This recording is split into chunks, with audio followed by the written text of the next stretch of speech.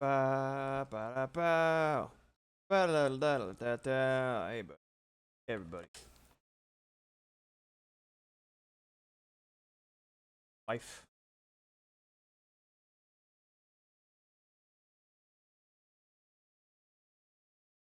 Always a pleasure. I'm gonna start tripping balls at for the pod wash.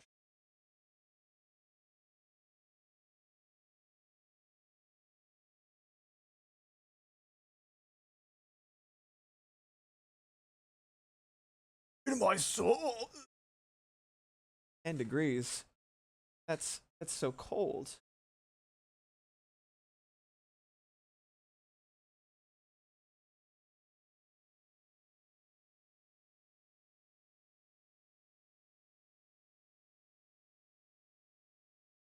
Tripped.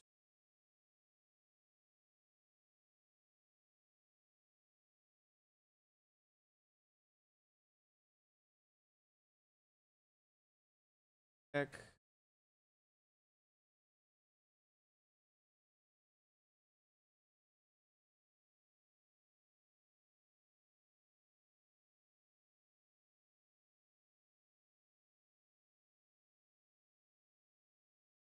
Let me just.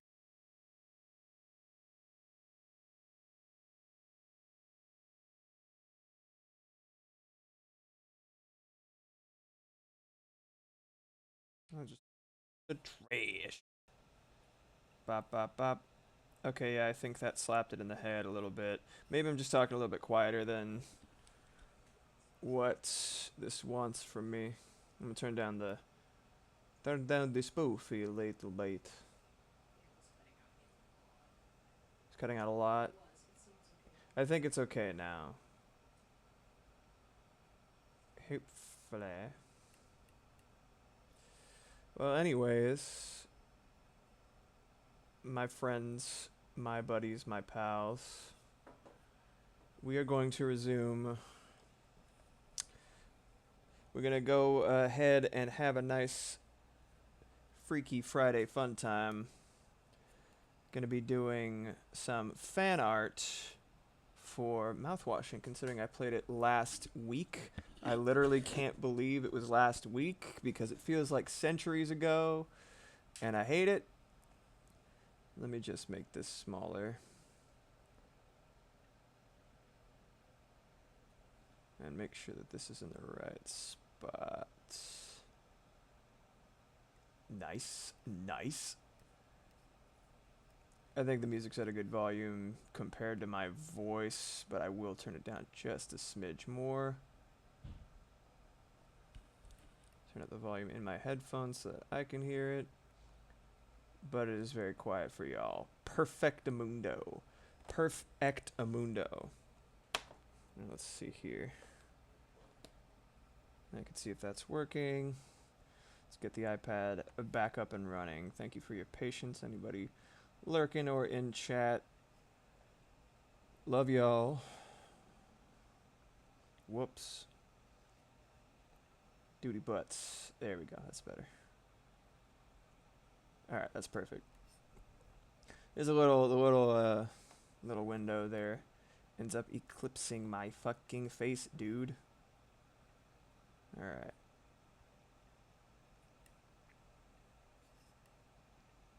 Okay. Boom.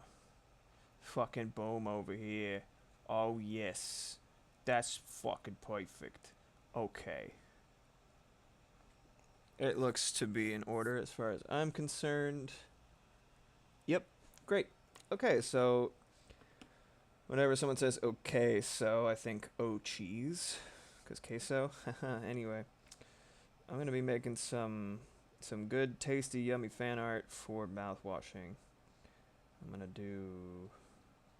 Let's make a slightly bigger canvas for what I call long YouTube. Most accurate would probably be like socials, social media. Just gotta close Discord. Sorry, it's fucking loud in my ding dang ears. Alrighty. So let's see what I got for So 2160 by 3840. Actually, maybe I should do the regular long YouTube because it's sort of lo-fi energy that's already there. Yeah, let's try that. Usually I start with this sort of really, really dark blue, almost bluish purple, because that's for like this left half, the entire left half of my main set of color palettes.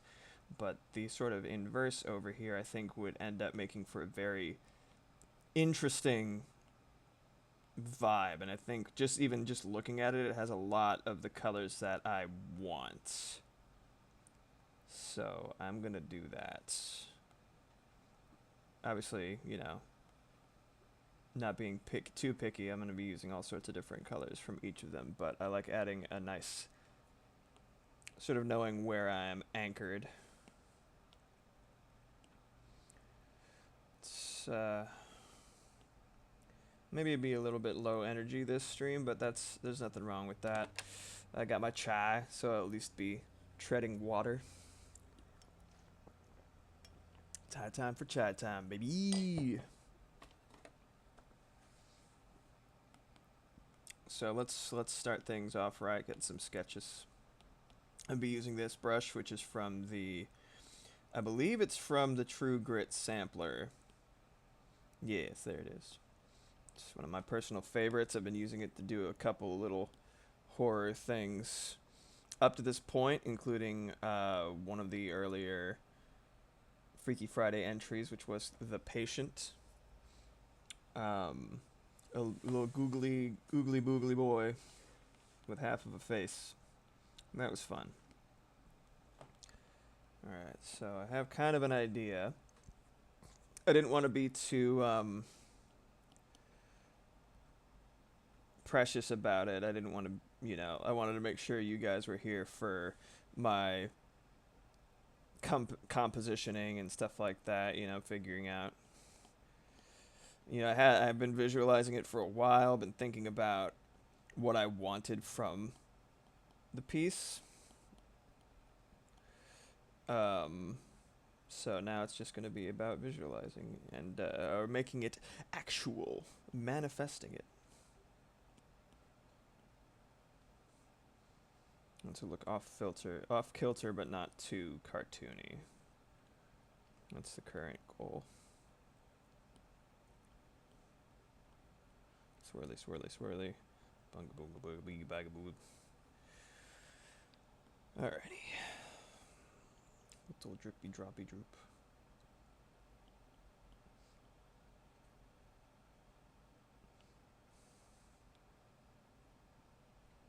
Sorry, I'm just gonna put this in do not disturb mode so that no messages pop up. Always forget to do that, sorry.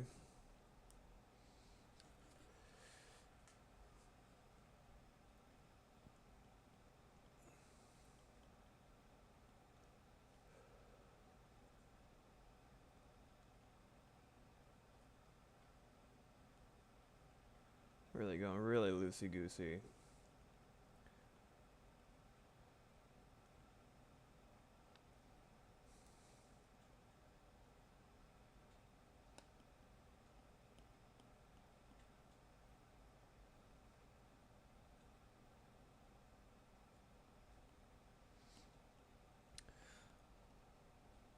Yeah, mouthwashing was really... I don't know if you guys have seen the stream, played the game, yada yada. One of the most... I don't know, it had a really, really deep effect on me. It was just really fantastically put together. Just like... I don't know, I can't remember the last time I've been so affected by a horror game. I don't play too many of them, you know, like... But I do watch a lot of Let's Plays. I really enjoy it as a genre. And this was really just like a knockout as far as I'm concerned. I was deeply, deeply impressed.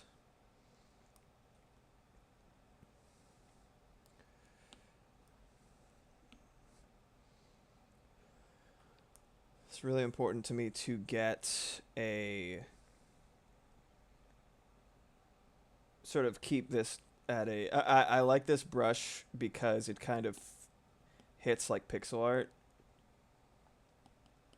in that like all of the color, any gradient that you're making, there's no transparency to the brush. It's all just speckles that is more or less depending on how hard you press. And that is like a very enjoyable way to utilize the color palette, in my opinion. Well, my color palettes. 'Cause I feel like that is one of the places where they're at their strongest, and I really like the look that you get from, you know, creating half tones as opposed to gradients. You know, I don't know if I'm using the right terminology, but you get the idea. Using, you know, but as such, considering it is reminiscent even of pixel art, it's really important to me that all these little specks and granular bits are the same size as each other. So this right here, when I shrunk it down, I'm not going to be using anything about this layer in anything but the sketch. This is purely for figuring out placement and stuff like that. So it just adds up. A bit of a purist in that regard.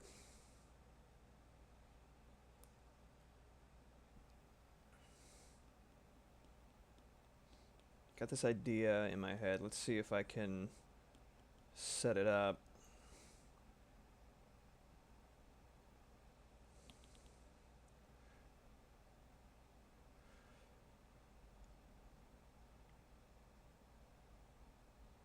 I don't think there's an artist in this world who's, you know, even if, perhaps especially if they've been doing it for longer than a certain point, who does not make faces while they're drawing faces. I kind of feel the same way about like musicians. You know what I mean? Like if they're not going wow wow with their face as they're like really jamming out, I don't know. Maybe they need to just keep going a little bit more and really dial into that. Santana says it's when your soul is speaking. I believe he's also where I got the terminology when you're flying. It might have been him who put it that way. It might have just been a little cockamamie shit that I came up with. But I really like it. That's how it feels.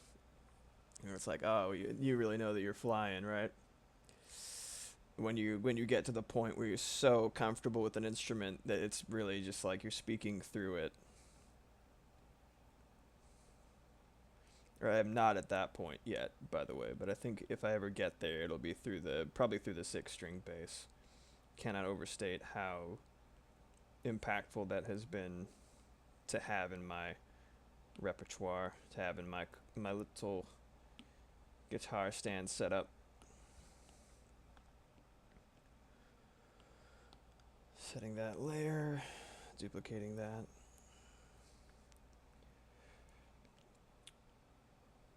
I'm probably going to do a forced perspective moment. I think that will hit really hard if I do.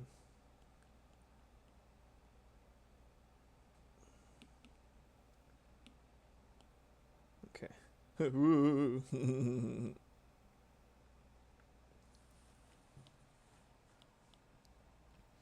I'm probably going to have to look up. I like to do as much from memory as possible, especially when I'm doing like compositing, but for the final stuff I'll probably end up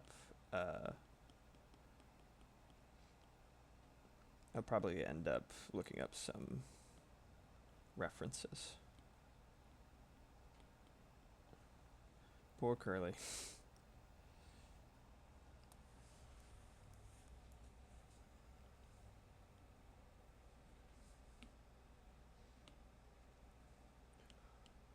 I had for the background.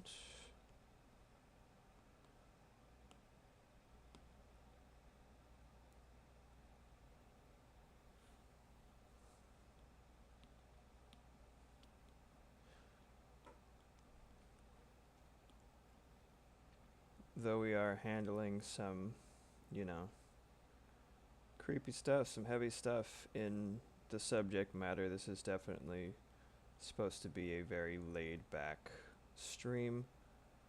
So I hope you all can find some relaxation through what I'm doing here. Anybody who's here either now or later really means a lot. I am actually, as of last stream, yeah, I got one whole eyeball. Come on, yeah, that shit's plush. The essence of luxury. Um,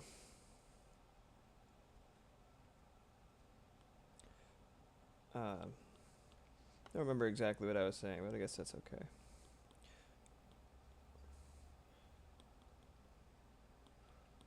Let's see.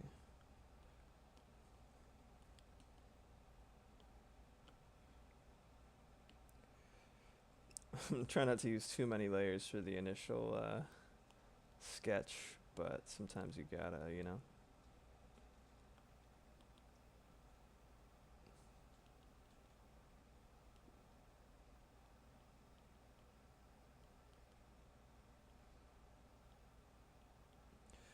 There's going to be a lot that I have to reorganize. I'm probably going to end up just writing each of these, writing one sort of, you know, emergency thing, and then just kind of chop it up and put a different, sorry, is that tasteless? I'm going to chop it up and put it different places.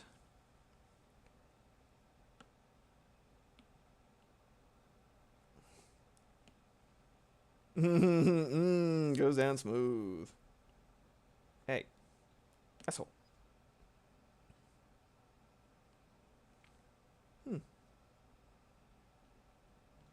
That's weird. Oh, I guess I was highlighting the wrong stuff.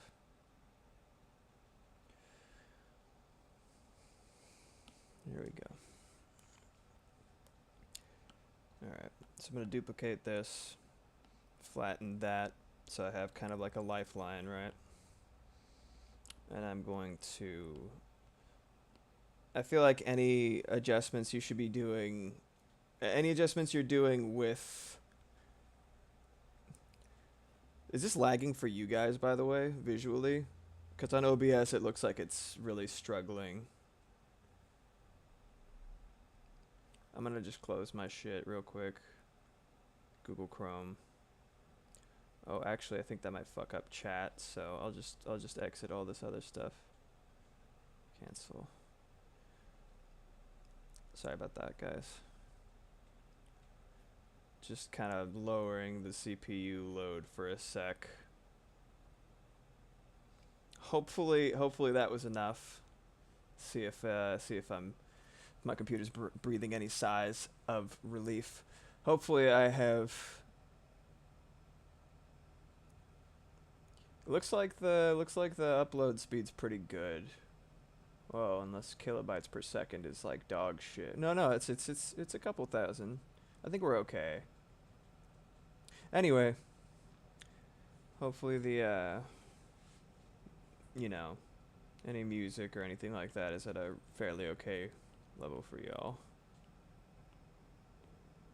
Okay, let's get this filled in. I already have, if I hate what I do here, then I already have the backup set of layers.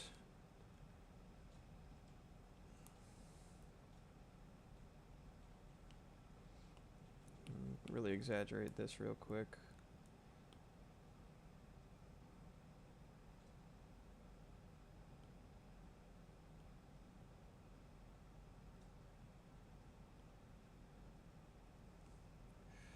I have to make sure that it looks like forced I'm gonna have to do a lot of stuff in the actual proportions of this little guy himself to make sure that it reads as forced perspective and not chibi, because that is literally the last thing that I want. I'm gonna center this.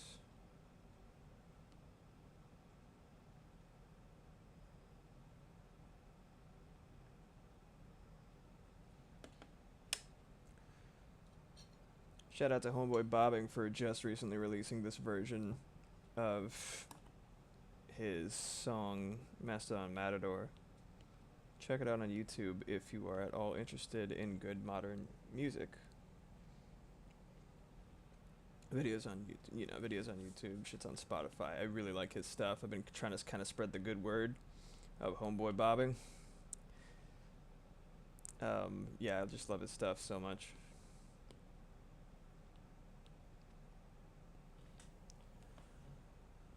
Okay.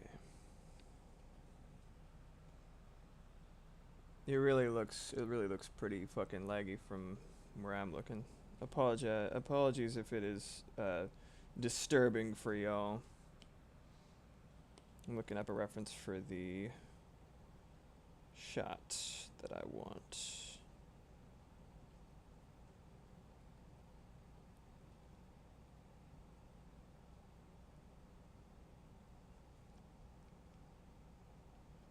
I found it. Hot diggity.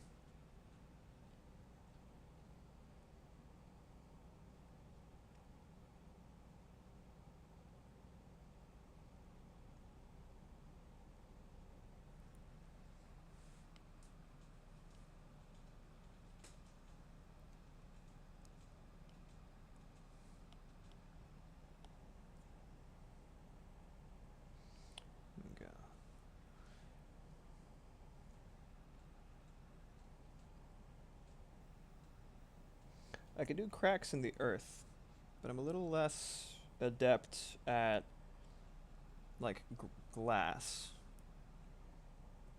I think it's just a practice thing. I need to practice more at it. Sometimes it takes me a couple of passes to really understand.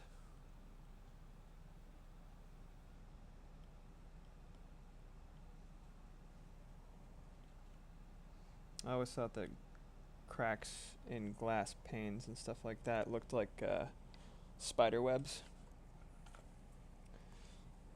I think there's some fun imagery there.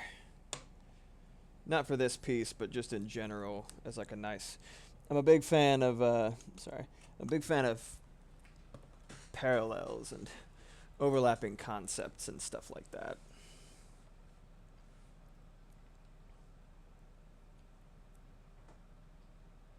Oh yeah, it's literally sometimes called the spiderweb crack. Well, damn, that's pretty cool.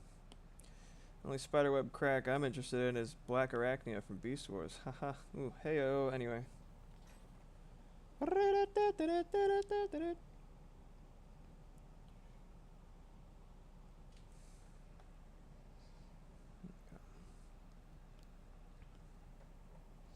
pretty cool, though. Hey. Yeah, I agree with that. Your fiance is absolutely correct. It's them little teeth. And you know, funny thing about the that design, the creator of Evangelion was the same person who was responsible for the giant soldier in Nausicaa. And you'll notice they have it's a very similar design. And it's no shade, it's a really fucking good design, but it is kind of like, it's kind of interesting that, that similarity. Yeah, he's the one who created and directed Evangelion. He also did the voice of the main character from The Wind Rises. That's a fun fact.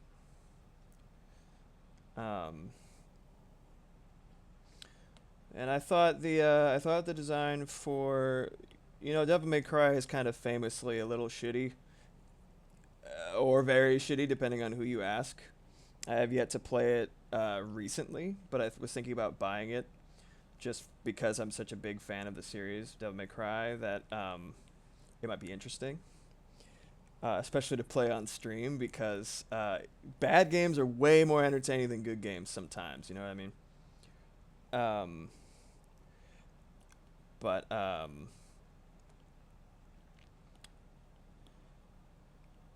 the design in one of the designs in the game that I actually thought was cool, amongst the myriad shitty textures and clunky everything, was the skyscraper beast.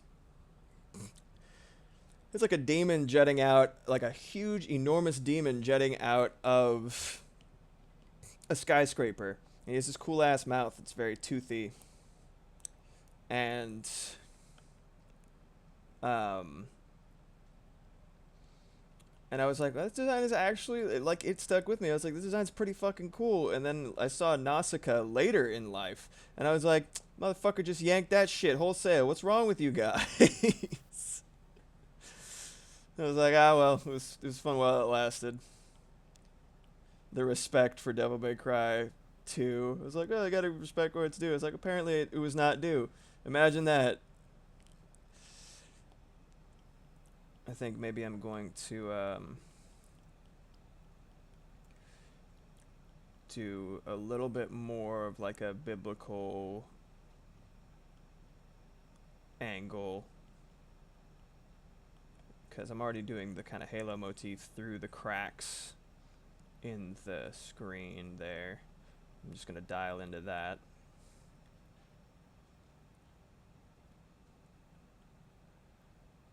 Catholicism be like, oh fuck yeah, suffering. Oh, I don't want it to look cheap though, you know what I mean?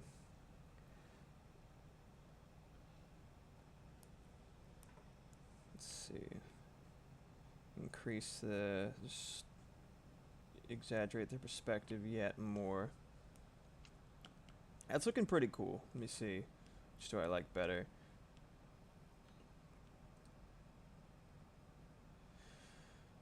Trying to decide between these two. I like him looking right at you. Also, he does that more in the game. So I think I'll leave that. I will just slightly adjust the shoulder angle. Oh no, I know, really though. Well, it shows your good taste. What do you think this is which do you think is better? Head up, head down, head up, head down. Looking up or looking at camera? Down? Cool. That's what I was thinking too, and I just wanted to be sure. I think I'm gonna make the cake bigger. Need to be slightly exaggerated at least.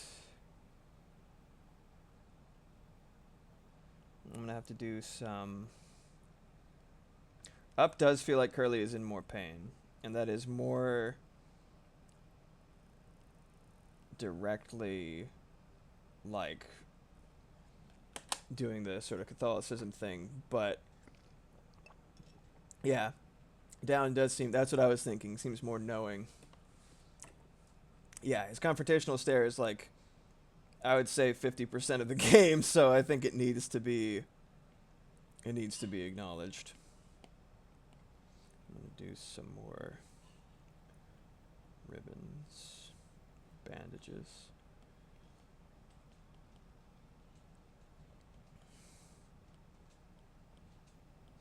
Kind of like do some angel wing looking things that are like hanging bandages. That's the idea anyway.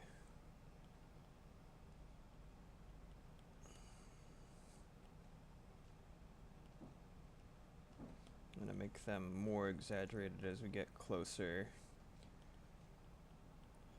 so that it further drives home the perspective that I'm going with. Kind of looks like he's kind of, a little too much there. Maybe some shit hanging from the ceiling here.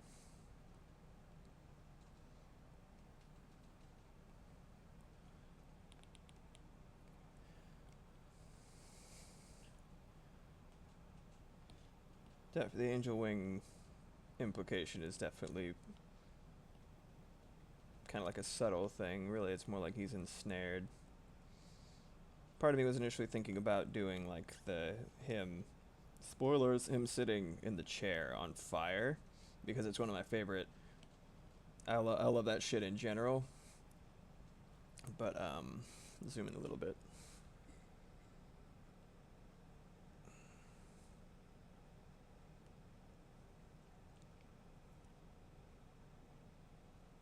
Okay. Gonna do a lot of color aberration as you do. In a piece like this. How many layers do I have to work with? Part of me was contemplating doing an animation, but to be perfectly honest, I don't think I really have it in me right now. So I'm just gonna try to condense all of the things that I am thinking and feeling into a nice singular piece of art. It's like just adjusting the size of this because it was in fact pissing me off. There we go. By the way, I'm fairly certain everybody in chat has already done so, but if there's anyone who has not yet followed, I am literally, 2 or 3 away from affiliate, and would greatly appreciate a little bump in the right direction. Really means the world to me that you guys have helped me get this far this quickly, and you know, I really appreciate it. So thank you guys, everybody who's followed so far. It means the world to me. It is awesome, Kench. I'm so grateful, and I really, really appreciate it. I'm gonna eventually do like a little. I'm kind of plotting out the approach I'm gonna take for the colors in the piece right now, just lightly. I see you. Some focal points and shit. Alright, I'm gonna delete that. Okay, perfect.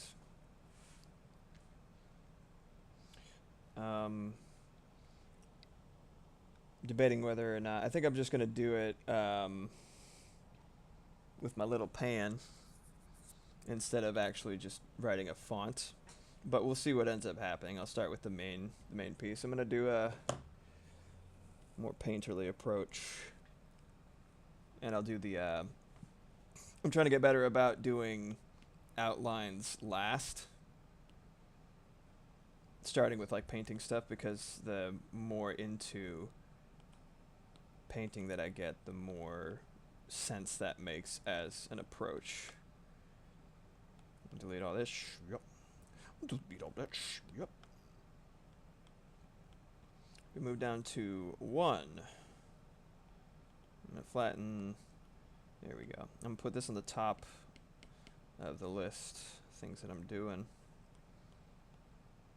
And I just build it one layer at a time. Let's make it a little. Let's invert it first, so that, because I already know what colors I kind of want to use. I think that should work. So I'll make a little separate group here for the background.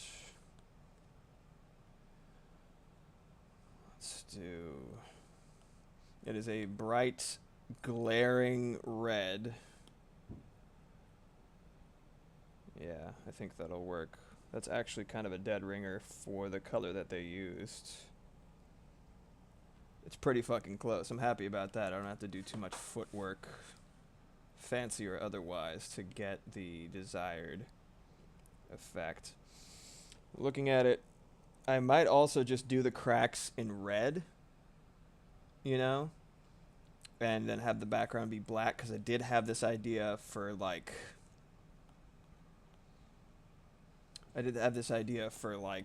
Sort of a visceral, you know, kind of like almost you're inside something, because that is kind of also a theme in the game. for the bottom, and then it kind of leads into the cracks up here. So if I left that black and then I did, you know, some cracks up here, I think that could work really nicely. We shall see.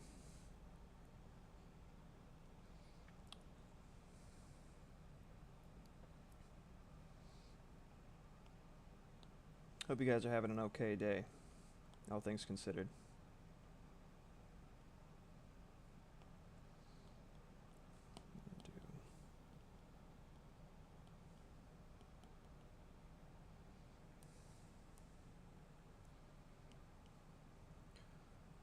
Let's see how it looks just with a mock-up real quick. I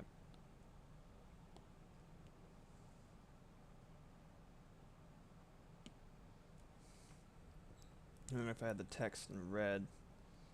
I'll come back to it. I'll come back to it. Let me focus on your boy here.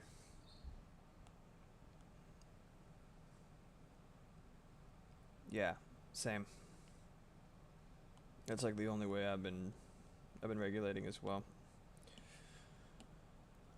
Alrighty, let's see. This gray could work very nicely for some of it. This is kind of, I like this palette for kind of like weird, kind of like lightly dirty looking vibes, you know what I mean? Like it's just lots of greens and oranges and like grays, stuff like that. So it's pretty good for it looks a little weird and a little sickly, and I think it'll add a lot to what I'm trying to do here. Oops. Oh, he's still low opacity. There we go. Let me just lay this out real quick and then I can make him smaller.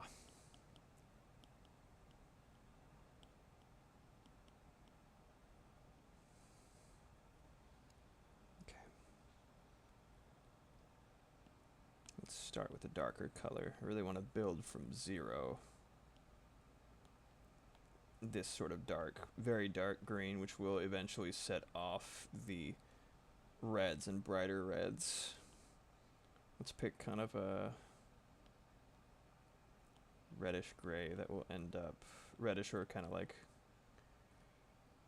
sickly brownish gray that'll end up building up into the other colors that I'm using.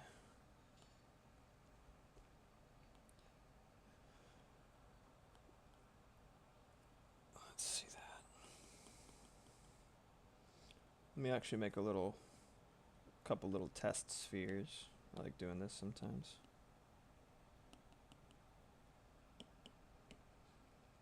Really good way to see how colors you have in mind are going to interact.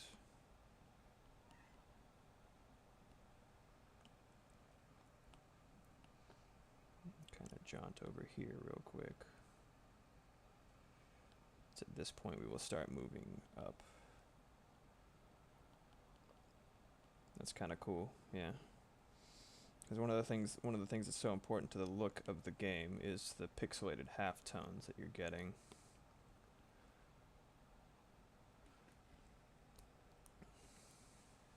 Get a little bit more close up, see what I'm kind of thinking about working with. Hello, kitty. He's scratching my jeans. Scratching my jeans. Maybe yell at me. She's like, why are you not paying attention to me? How dare you? So I'll end up having to think about. Cat has decided that I am not paying enough attention to her. What a cutie. Hey, you wanna come up? I don't think she's going to. But maybe. Come on, baby. You wanna say hi to the camera? Come on, baby. Oh, interested in something outside. I'll take that. I think that's a fine place to stop for the brightest of the bandages and stuff like that, to make sure that his eye really stands out, Or if I make it the same color, maybe it'll look pretty cool too.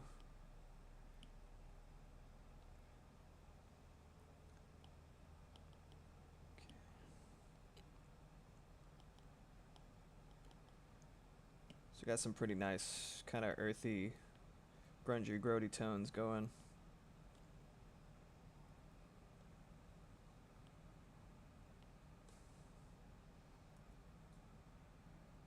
It's right here.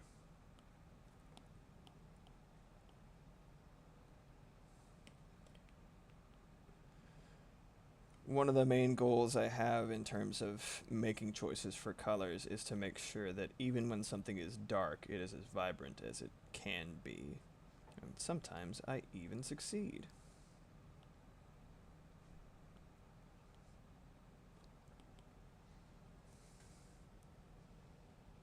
Not sure about that one, but these are good baselines for that. Let's get some pinks in here for the icing. Back alley, these guys right here. This kind of family of 2 Procreate palettes, very helpful for rainy scenes, desaturated scenes, stuff like that. A quote-unquote pink there. Yeah, let's make a... This is probably what I'm going to be going for with the bandages and stuff like that. Let's see if I can get a nice sort of pink that still has that, like, desaturated quality. Or not desaturated, but strange grunginess that I really want.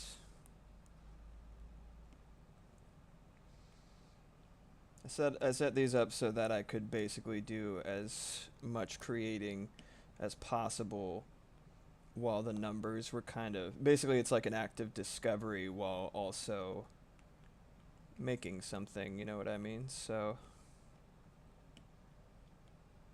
I basically end up like it's a fuck around and find out kind of color palette. It's very gratifying. I think I'm gonna focus on bigger leaps, so I'm not gonna do too many I'm gonna be skipping a lot, like 1, 2, 3. There's always a color between these.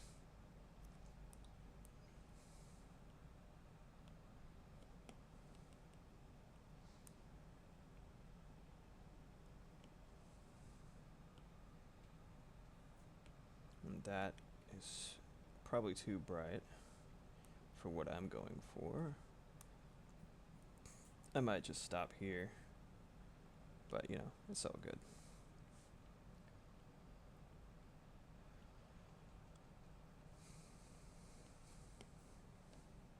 This is the direct polar opposite.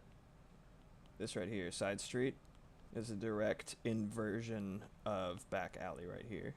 So I took essentially all of these, you know, underground, downtown, back alley. All of these are doing the same process as I did for Vim and Vigor here, which is increasing things by specific values so that they change colors as they get brighter. Hue shifting. So I did that at different points with similar colors.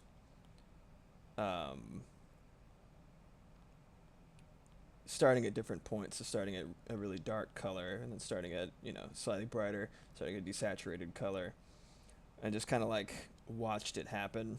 And I was like, and picked things that I thought were the nicest looking. I'm turning the music a little bit. It's kind of distracting me. I think for y'all, it's an okay volume. Yeah. This is right here. Good, good. But yeah. And just as peaks and valleys is a direct inversion, like I hit the invert button in Procreate. Side street and back alley are direct inversions of each other, so it's guaranteed contrast while they still kind of... It's direct contrast, but they still work together. That's the idea anyway.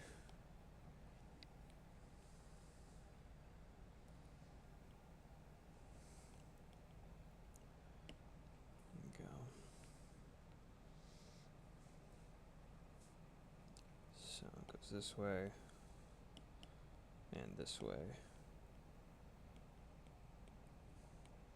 That'll be good for his eye, I think. I don't want to get too bright. You know, I think you need to set like I think it encourages more interesting choices if you set boundaries for what your brightest and darkest colors are that are not just pure black or pure white. It definitely I think it leaves a little bit more of an impression. Makes it a bit more interesting to look at. That's my opinion. Here we go. Look at that nice little Venn diagram there. Let's try making this little beady peep. A couple of different ways.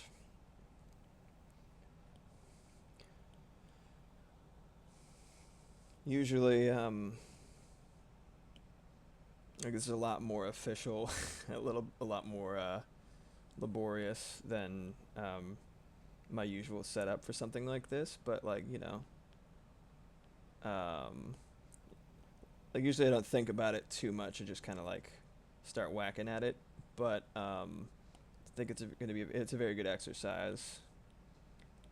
Having y'all here, kind of really dialing into it, treating it like almost like a formal occasion, just a little bit, like showing my work all mathematically and shit.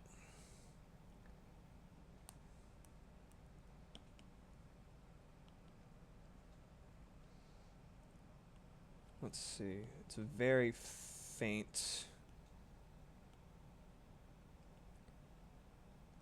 I want it to be like very bright. His eye. But not too saturated, because that's appropriate to the the original context.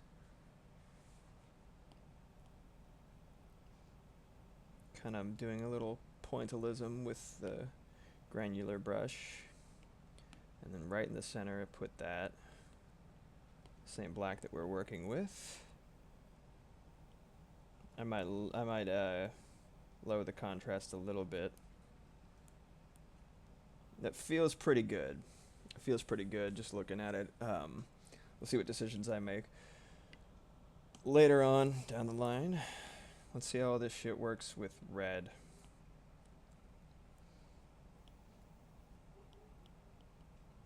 I think that'll work. I think it's pretty faithful to the energy. I'll do some like red highlights. I'm gonna alpha lock for the actual moment there.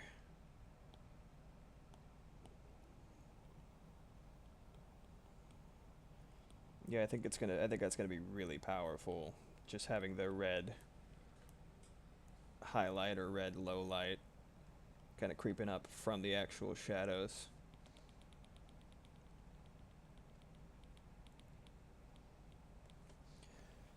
I heard from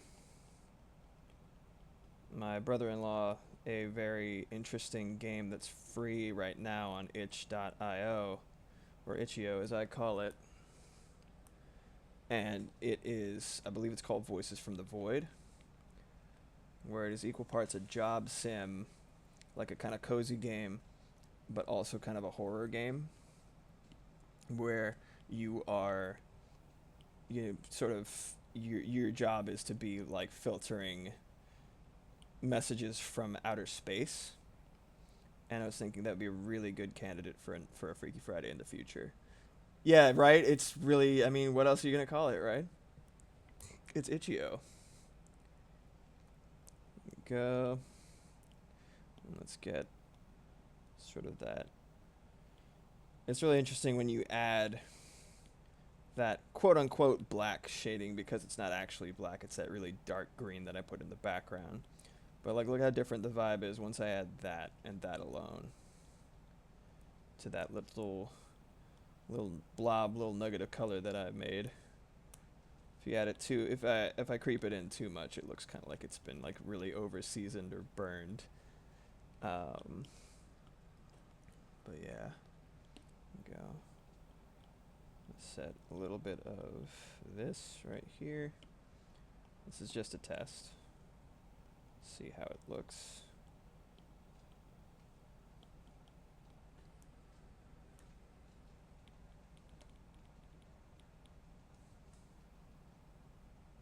Make it a little bigger.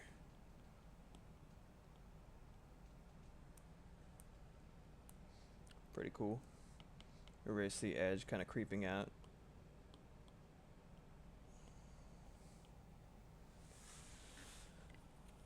But yeah, I think I will end up playing Voices from the Void at some point in the future. Hopefully I can get to it before it's completed and hence no longer free, but we shall see. There's so much shit that I'm just like, oh man, it's gonna be great, I should support this game, and I'm just like, I don't have any money. Maybe eventually.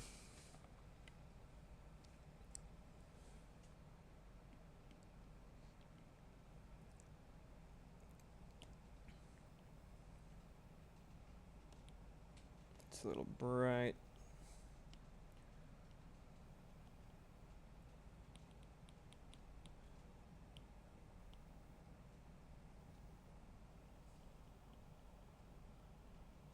Let's see how it takes a little extra contrast with just the colors I was working with before.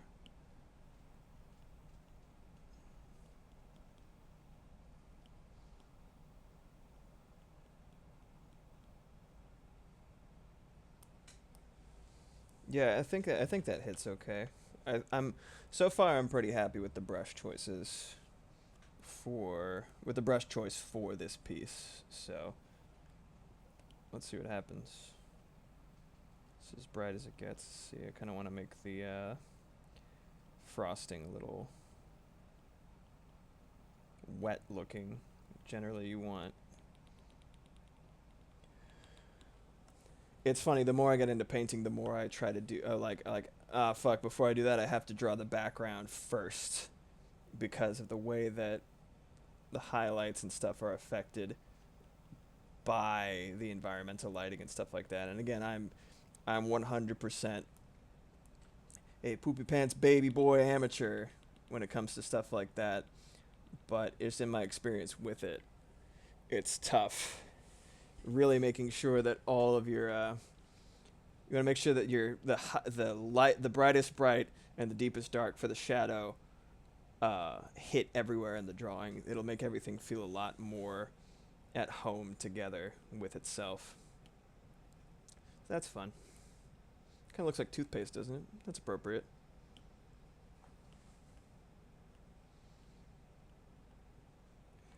Find the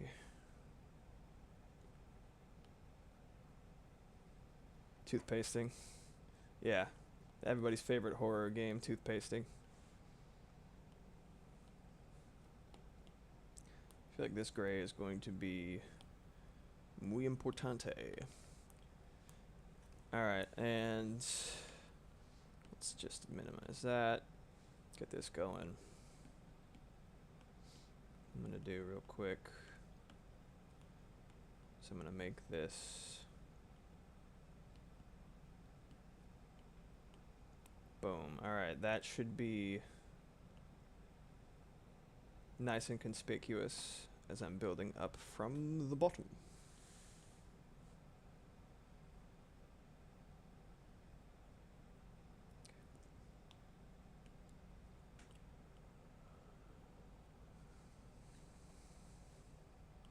Start with this guy. Oh yeah, one thing I need to check also.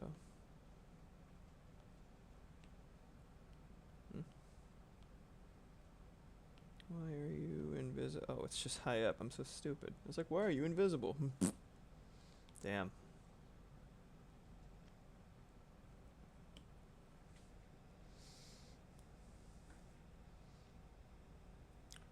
Part of me is wondering if I should. Let me duplicate this and make it the portrait size. You know, So it'll be a little bit easier to share on social media as something other than like a wallpaper. But I don't know. I don't know. Do I back down? I don't know. I don't know, man. I'm just here. Time to eat a nuggest. The chicken of nuggest. If y'all haven't gotten dinner yet and you need it, do it. Oh.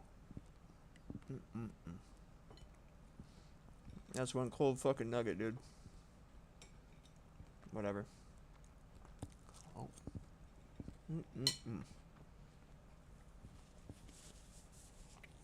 know the saying, food is food.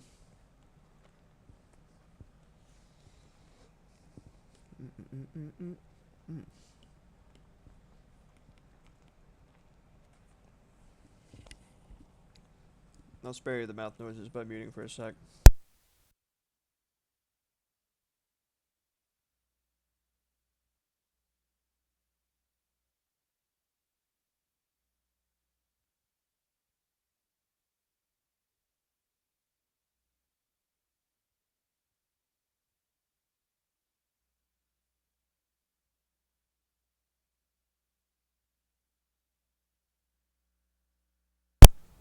Commendable. A feast of pizza rolls. Girl dinner.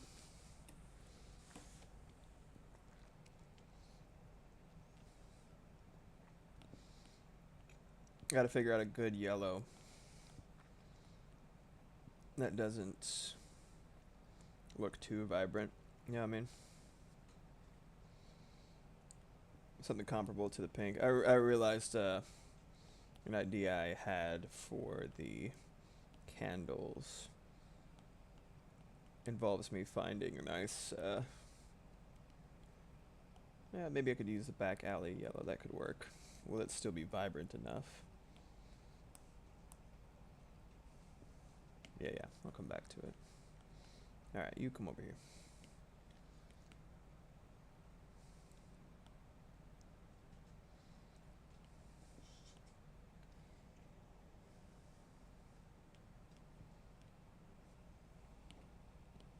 Whoops! I had distort on instead of uniform. Hilarious. Another advantage to no transparency.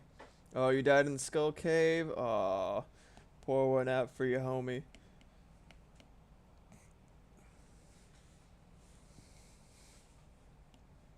I'm sorry for your loss.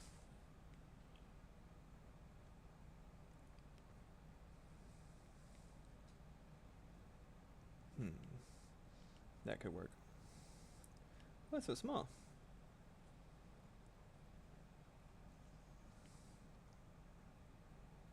Let's actually do this instead.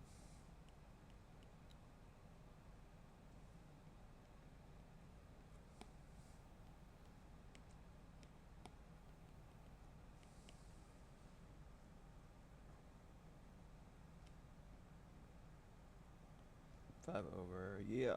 Oh, yep.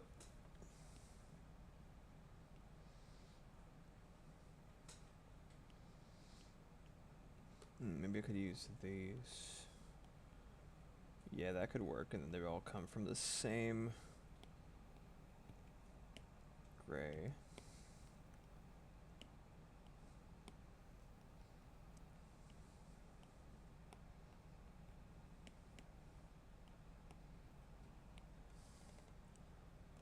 You added your own skull to the cave, one might say. Yes. You hate to see it. Isn't it crazy that the sort of brownish gray at the bottom of each of these is literally the same color?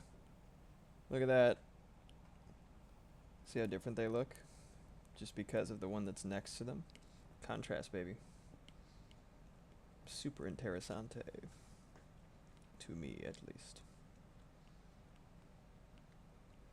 Okay. And about the same energy here. Make that yellow. Or in this case, kind of it's greenish. It's a little too green, I think, but it's in the right. Well, no, it looks pretty good. We'll see how all this shit looks in context too. I might have to change my mind about a lot of what I'm developing, but let me just get the alpha down. The general shape of the piece.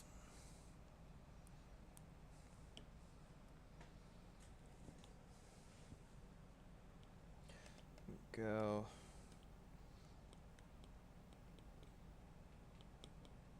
There he is. Woo.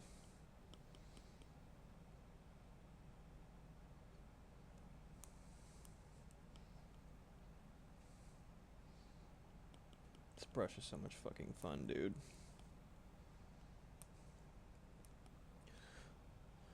I believe I said it before in a different Freaky Friday stream, but one of the main reasons, sorry, slapped the mic, my bad. One of the main reasons that I like this brush is when you pair it with like really dark backgrounds and stuff, and just in general, it kind of emulates or suggests the same fuzzy texture that your eyes have when they're trying to focus in a very dark place. And so it kind of naturally lends itself to sort of that, like, the structural, like, ambiguity that comes with, you know, that sort of, like, really weird energy that comes from trying to just be a monkey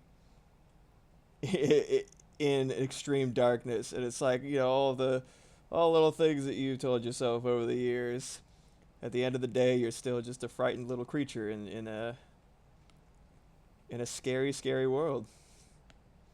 It's like that. That's like the feeling that I feel like you should be dialing into for certain kinds of horror. You're always a frightened little creature. Well, you have anxiety. You have like a panic disorder, so that's very true. And bless. I don't know. I've never felt. I'm not gonna dwell on it. I like keeping this a very mellow, vibey place as a kind of oasis from the worst parts of the world. But I've never experienced the same level of global cosmic dread and panic as I have recently. It's like you're sitting still and you feel like you've been running a marathon. You know what I mean? It's wild. It's very wild.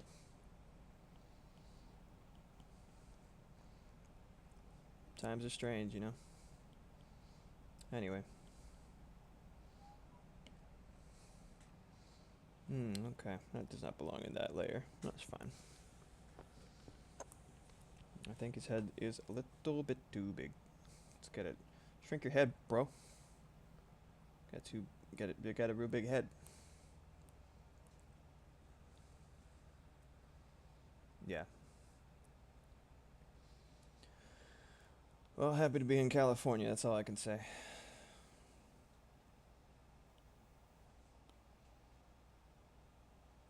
But yeah, did what we could. Wasn't enough. Here we are. See what happens.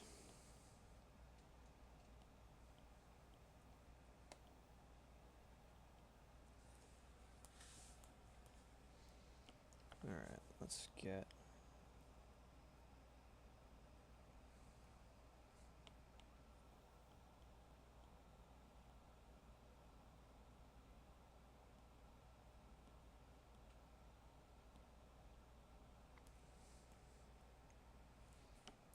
Let's set this up behind him. I think I forgot how to not slouch while drawing. If I ever knew, I forgot. I guess part of me wants to be in the frame. It's like it's a very high priority. It's silly.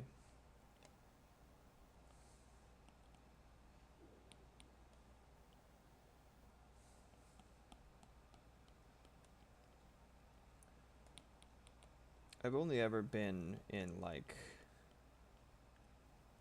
one cast, I think. For how accident prone I am, I haven't really been in many casts or anything like that. Just drawing these bandages and shit made me think about that. Like, I'm gonna be the age fairly soon, hopefully not too soon, where I'll be, you know, like, where people really start, like, one of the main points of conversation that you're having with your peers is, like, your surgeries and shit. It's pretty interesting. What's the most injured you guys have been? You don't have to get too graphic, just like, you know, in terms of like, were you laid up in a hospital? Were you that kind of thing? If it's traumatic, don't share, but if it's just like an anecdote, you know what I mean? Something interesting. Like, I think one of the worst I've ever been hurt was like nothing at all. It was like a minor like hairline fracture when some douchebag like pushed me when we were playing basketball on like the asphalt in middle school. And it wasn't even like an actual game. We were just like playing, you know, just throwing the ball around a little bit, and I was reaching for it. He just shoved me on my back, and I hit the ground. And I was like, what the fuck? And then like they took me to the doctors, like, yeah, you got a hairline fracture. I'm like, I don't know what that means. And they're like, it means like it's broken, but it doesn't matter. I'm like, oh, cool. Just like don't fall again. The horrors persist, but so do I. Yeah, you broke your ass once. It has a huge crack in it. Oh no, you poor soul.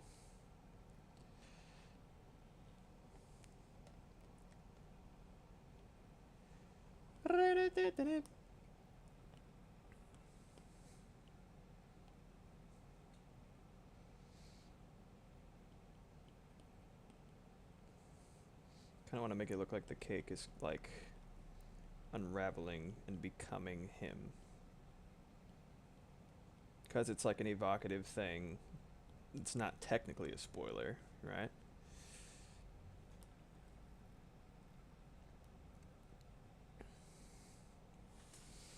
I might end up shrinking his head a little bit. I might do his face on a separate layer. We'll see. So far, I'm okay with the composition. I think it's pretty strong. Ouch, dude. Cracking open a cold one. Your fucking skull. Jesus. Cracking open a boy with the cold ones. That's my favorite. Talking about vampires and shit's so funny.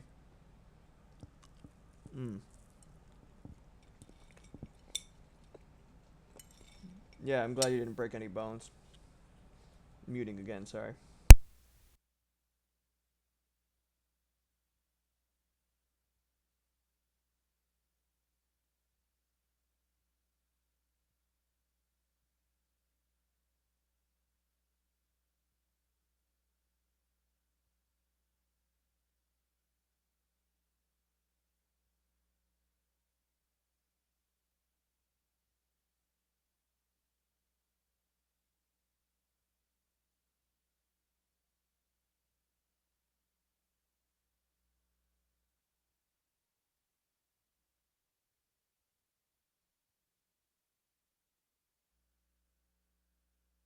Alright.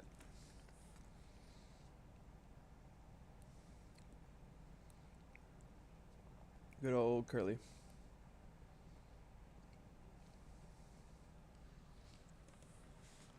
He's having a great time.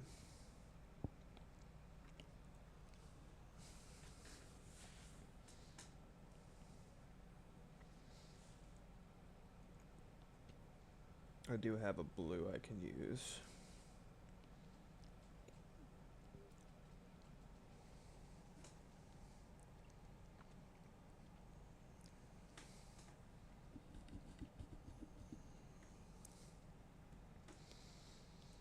From some angles, the blue is more pronounced.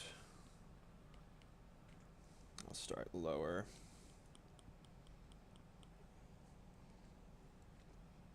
do the bandage texture first, then I'll basically draw. Maybe I'll use a clipping mask or something.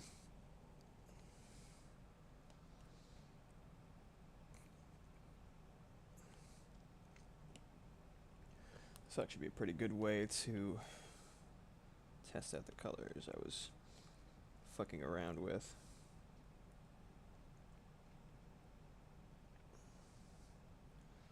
That's good, I'll start with that.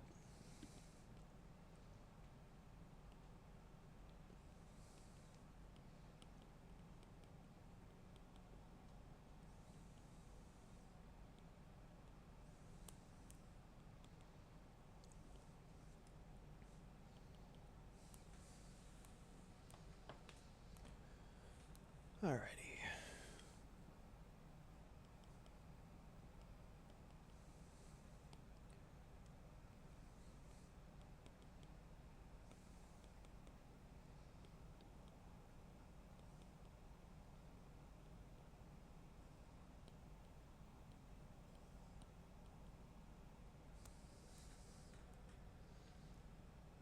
At a glance, yeah, I think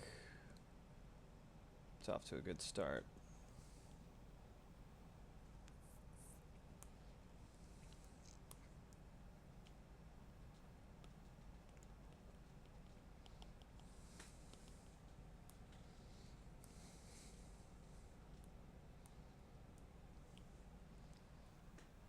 I think I will use this sort of, I guess, shit brown, for lack of a better word. I will use that as the base for Curly himself here.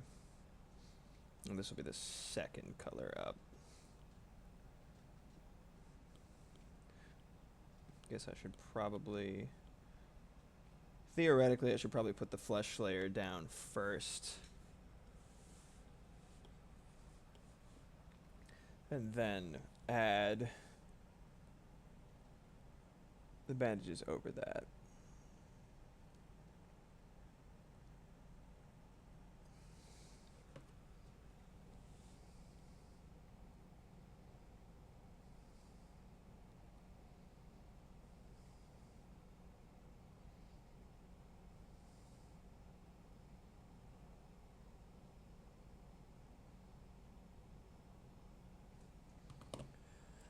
Poor guy. Okay, let's do this. Oh, alpha lock is off. Good to know.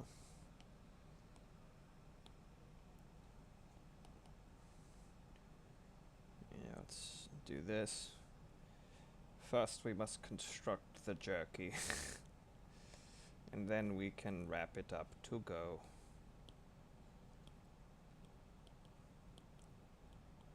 Nice thick layer color here, so there's not too much gapping. But if there is, it will probably just add to the effect a little bit.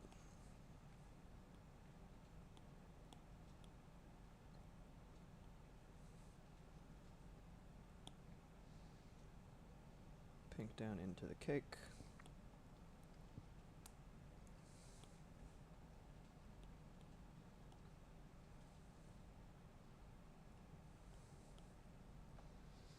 Alrighty.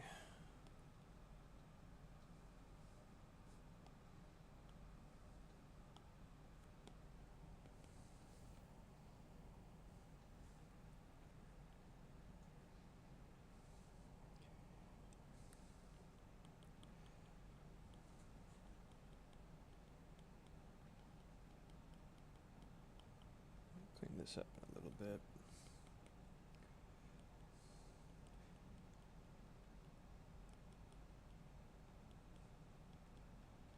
Just first laying out the sort of basic texture and shapes for Homeboy's arms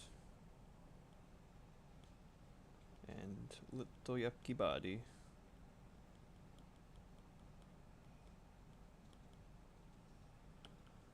Gotta every once in a while remove the outline, see if I'm doing it right.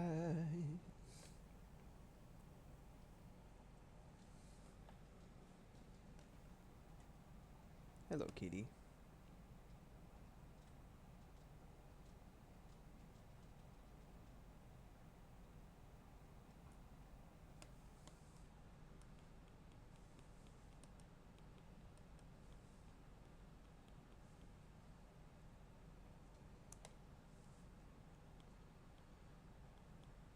The cat is slapping my ass. Cat. Maeve? Sniffing my elbow. You're so cute.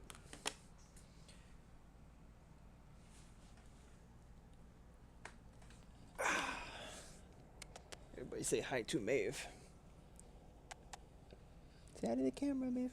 Oh, you should do. Oh, she gave me kisses. I love you. Here you go, sweetness. What a nice kitty. She's so fucking cute, dude. She's literally so adorable and so sweet. We really lucked out. She was just the saddest little kitty in the shelter, and her name was McGriddle. And the cat, the cat that we initially went there for, we were just like, we want to rescue and we want a black cat, and past that we didn't have any expectations or anything like that. We're like, if the cat's a little skittish at first, you know, it's fine. You know, we'll be patient. And we went there, we were like, oh, this, you know, we looked up some research, we were like, this cat looks nice. And we got there and the shelter was like, so he likes to bite ankles? Like a lot? And I was like, okay, maybe we shouldn't, like, do that, right? And what else? We were like, yeah, I don't really want that. Like, being shy is one thing, but, like, actively going out of your way, like, if he sees flesh, he will attack. I'm like, that's not, like, there's difficult, and then there's, like, a really bad idea, and we're like, yeah, no, maybe not. It's a small space that we're bringing a cat into, right? And it's an only indoor cat, so it's not like we could just be like, you're being a dick, get out of here. It's like, no, this is your life. And so we were like, well, what are the other options? And one of them was there, like this really fucking, just like the saddest looking portrait for, just like in the arms of the angels type of thing. Yo, all I'm hearing is you get to wear thick, cozy socks. Yeah, you're leaving money on the table, said Kenj. But yeah, so we were like looking at like other potential options, and the other one that was there was McGriddle. It was just incredibly sad little face. We were like, I was like, oh, right, and we were like, okay, well, we're not sure, so we'll see what's going on. And she was just napping. So she was like super sleepy, and we were like, well, I don't know, I don't want to disturb her from a nap. And like they were like, oh, you can pet her, and we were like, okay, cool. And she was just like, fuck yeah. It was like purring, it was like being super nice and like cuddly. We were like, oh my god. And I was like, I was like, you know, got out like one of the little feather toys that they had there at the shelter, and I would start, and she was just like, she just woke up and she was already like hanging out and playing. I was like, this cat fucking just chose us, dude. Let's. And we were both just like smitten immediately. It is absolutely like, it was cat time 100% right then and there. And she's been so fucking nice. A little bit, sometimes annoying in the mornings, you know, just shouting or like running around like a little hooligan. But I could not be happier. I could not be happier with her. She's such a fucking wonderful kitty. It's nice when things end well, you know? I think I will go for a more kind of a less crazy red, or less crazy pink, I should say.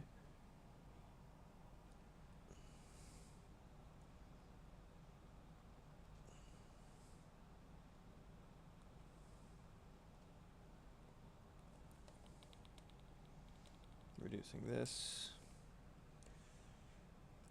Oh. Yeah, when she met us, she was very, I own this place. You are my servant. I am cat. I am ruler. When she met us. Oh, I missed it. I just auto-corrected it naturally, sorry.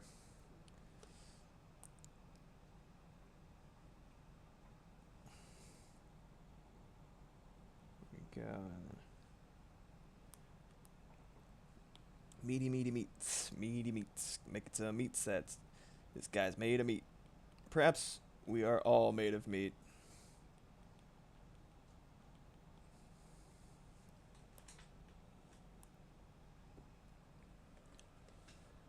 Yes, to get wet food in the morning. Oh, we were not sure at all if little Maeve was gonna be chatty, a chatty cat thie, but perhaps when she is most vocal is after I sneeze. Like she's very vocal about getting her food and stuff like that. She's like, "Meow, meow," and she actually has different like intonations that we've started noticing about, like when she's upset, when she like really wants food or she wants attention. It's a different meow. Um, and it's a very yet additionally different noise when I sneeze, especially when she's sleeping. I sneeze, it's like, "Ashoo," she's like usually like without moving. It's so fucking funny. One time she gave me like a full dissertation as to why I suck just from sneezing. So fucking funny.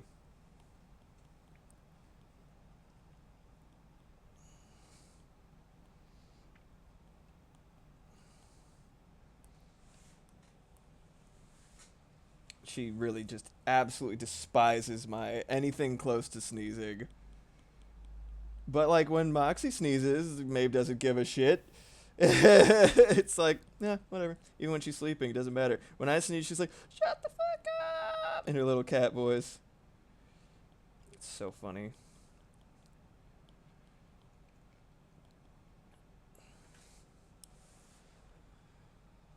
Soft keks when you're doing the dishes. Stop clinking shit. Yeah, I think because Maeve was taken into the shelter from very early, from a very young age, she doesn't really quite know how to keck, at all. So she just like makes these really fucking weird, almost meows, almost chirps. It's very funny.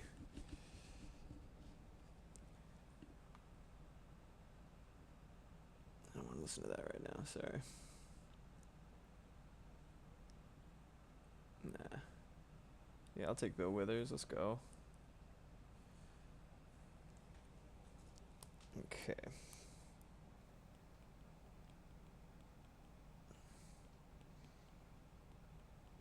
When you have become a Slim Jim.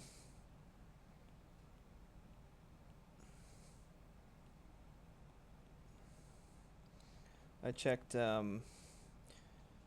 It's kind of a vain effort at this point, just because of how early on in everything I am. But I do occasionally, just for fidgeting and doom scrolling purposes, I do occasionally check how my YouTube channel is doing and stuff like that. If anyone actually gives a shit about my stream archive, which I don't expect. Getting a couple of views here and there. But I got my first dislike. Yay! On mouthwashing. Got one like and one dislike. I'm like, man, why you gotta kick me when I'm down? But also, thanks for at least watching it. Whether you liked it or not, I appreciate it. It's just like, damn, what the fuck? Rude. Right. Well, no, I haven't arrived until I've really got a hater. At least one, person who's just like, who hates me and wants me to fail. And I don't really want that as someone who's very susceptible to rejection, but also it will illustrate my having arrived. So there you have it. It's one of those things where it's like I don't really have a choice but to do what I'm doing and perform and stuff, stream on Twitch, yada yada. But like it's like lightweight kind of a bad idea from how hard I take shit like that. But then you got people like, what was it? Was it Jules Verne who was like, it wasn't Jules Verne, was it? Who was on on somebody's lawn face down for like days because of one bad review he got. Hans Christian Andersen, thank you. Thank you. Yeah, he got a bad review on some like on the newspaper or something, and he was just like he was just devastated to the point of like being catatonic, and he also just like was kind of generally bothering, who was it? Charles Dickens. He was on Charles Dickens' lawn. Yes, yes. I streamed the murder of Sonic the Hedgehog as an April Fool's when it came out. Best stream on my channel, which isn't great for an art channel. Oh man. Yeah, I don't know. I'm very much looking forward to doing the Stardew Valley streams with Maximath here. Nice little couple skate happening. It's hard to reconcile, like, cause I play a lot of video games, but I don't really have the stuff necessary to stream a lot of them. But like it's you know it's definitely necessary in terms of being authentic to myself to show myself playing a lot of video games. But it is just like hard to tell if you're doing the right thing, juggling so many different types of entertainment, you know what I mean? Oh, thank you. I'm stoked to have you there. Gonna figure out the nitty gritty of it.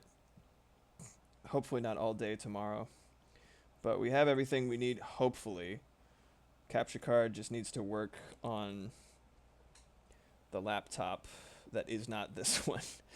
Fucking Apple, man. I tried like plugging the HDMI and the Switch into this and running it on OBS, and it just chugged like a motherfucker. I was like, oh god, for what reason? Ugh, getting kind of crispy in here, huh?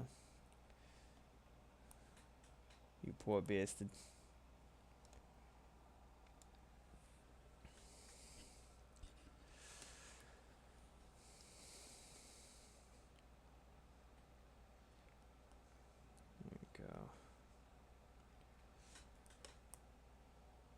Trying to decide if it's too bright, the red, if it reads, or if it just feels like a little bit too much, too bright, you know what I mean? Or to use it as highlights, but I think probably I have to just highlight the other parts of his little meaty self. His little meaty self. Poor guy.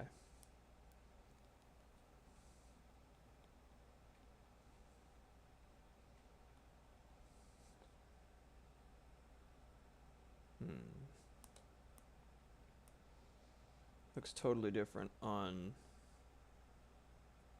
OBS, for example, than it does here. Quality of different screens affecting the end product is a very disturbing reality for me. Because, I spent so much time trying to meticulously get the colors to look the way that I want them to, that it's just like, you can't.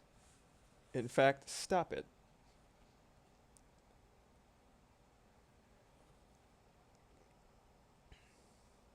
He ended up... He's just a crispy boy. He's just an extra crispy boy.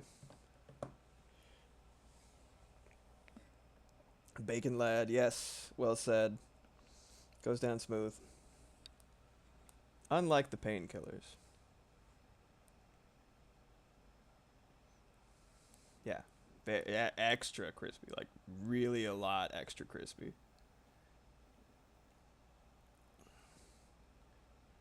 I think maybe when that's peeking through.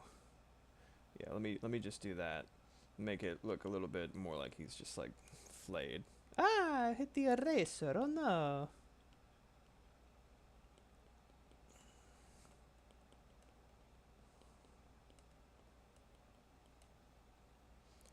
Tough gig, this Curly.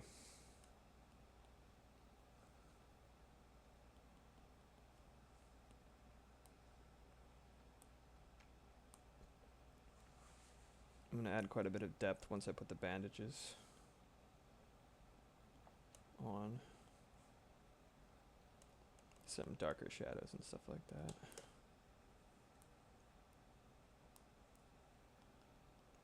What you're listening to right now is the composer for... one of the composers for Steven Universe's background music doing a rendition of Lonely Rolling Star, perhaps one of the best songs from Katamari Damacy. So it's a full course nerd meal.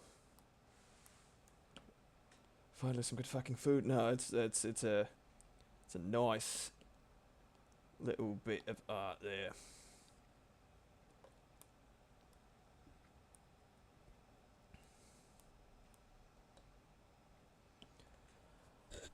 Okay, let's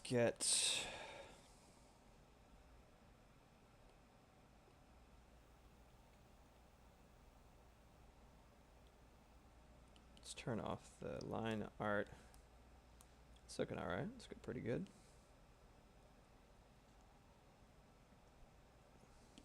I'm going to scooch down the color palette a little bit. Stuff that I'm working with. Make it bigger.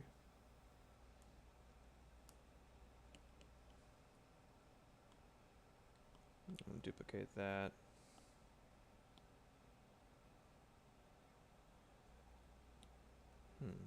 Actually, I'll clear it on alpha lock. Clipping mask. And delete as necessary. Alright, it's a fairly bright blue. I'll keep it the same as what I was going to do for the blue candle. So I'll start with this kind of gray.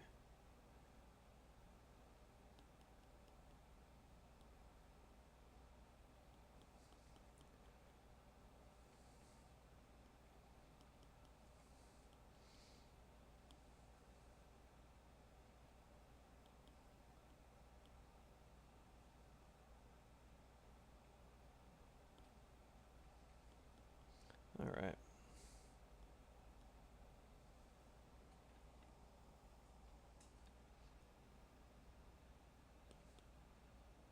Hospital gown thing kind of goes all the way down. My uncle David Lindley, he passed last year, if I'm not mistaken. Time is kind of an illusion, so I'd feel really bad if I got that wrong. But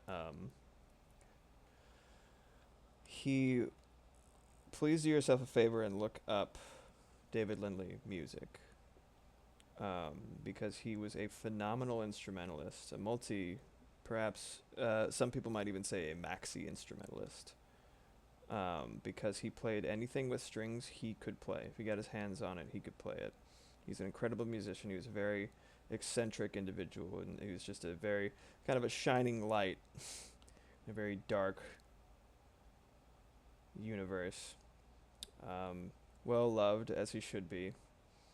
The reason I bring him up is because he was quite an eccentric character, and I got the pleasure to see him play live at Yoshi's restaurant in Oakland one year, and he had a penchant for wearing these crazy polyester shirts.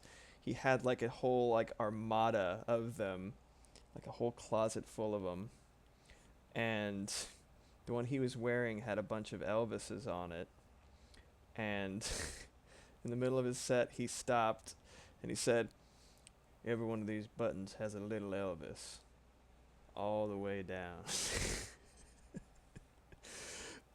Whenever I hear the phrase "all the way down" or anything similar to it, that's the first thing that comes to mind, because it was so fucking funny. He was just such a cool, weird, interesting guy, and I just think about that sometimes. It's so funny. Each one of these buttons has a little Elvis all the way down. Yeah, he was a great guy.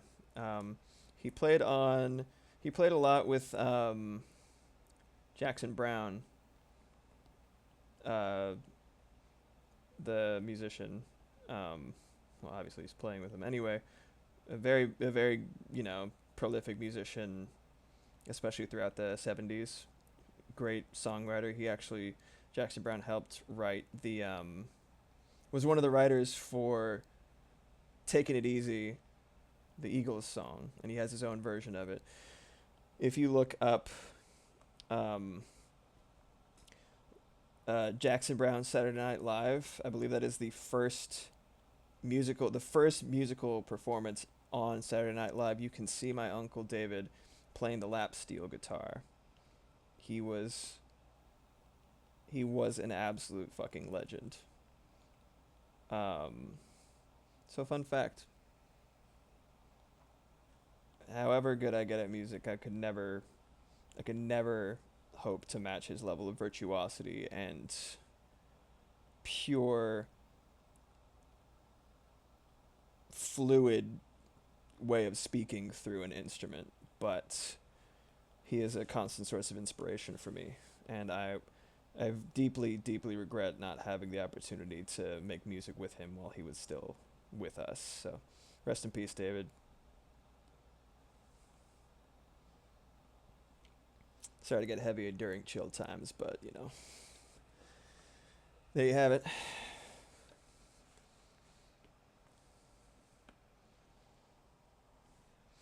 I think I'm gonna put a little bit more kind of purplish.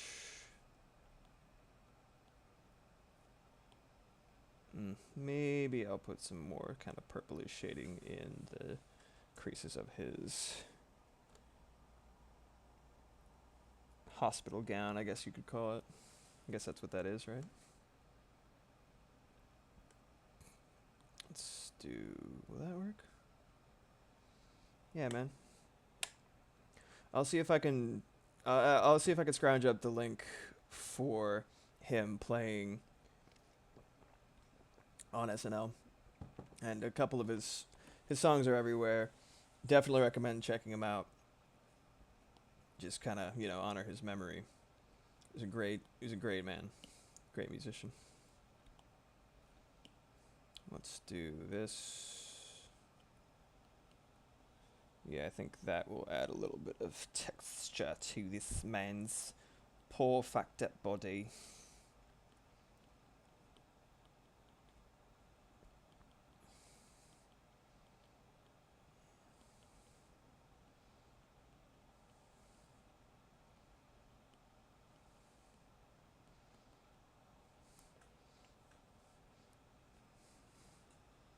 Looks really red on your guys', at least on the display. I wonder if it's the HDMI cable. That's not inaccurate either. Like the I guess the redness is not entirely inaccurate. It's just very different from what I'm seeing on my screens. It's kind of funny.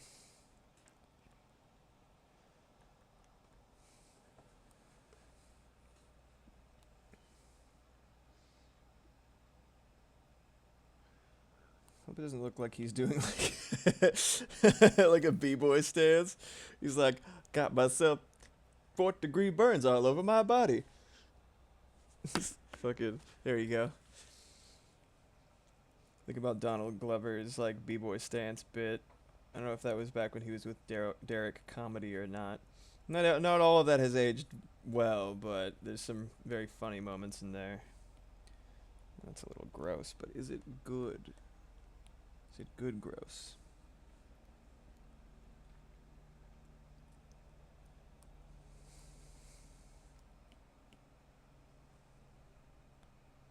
Yeah, I'll have to go up.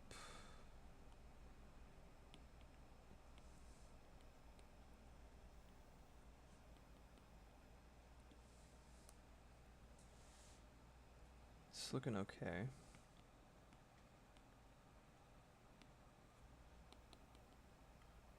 Maybe a blue or a gray. I think I'm gonna have to go from another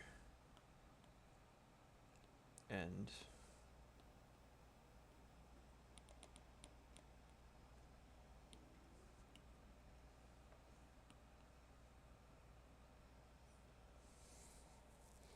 All right.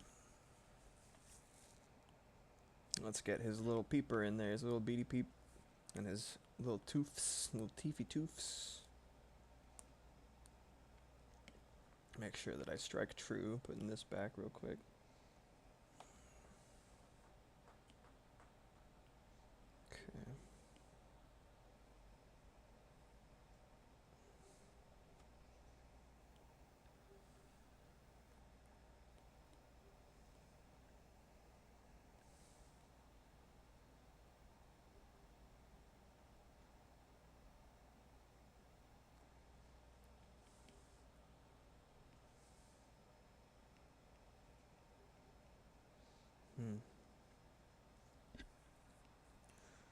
think maybe I'll add a little touch of... One of the things about his design that hits as hard as it does is the lack of anatomy that's left, in my opinion. It's like you can't really tell where one part of him ends or begins. It's very fucked up. Yeah, well done. Let me add the little redness here. Start with that, and then it'll kind of, as I add layers to it, it will build.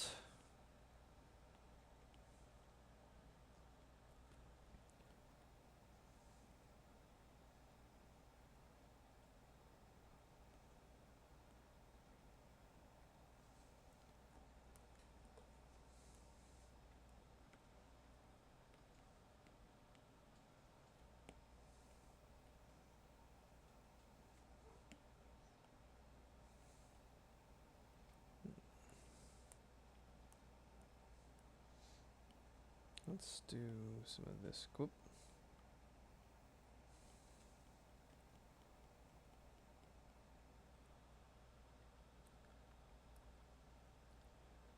It's very powerful. Yeah, yeah, exactly.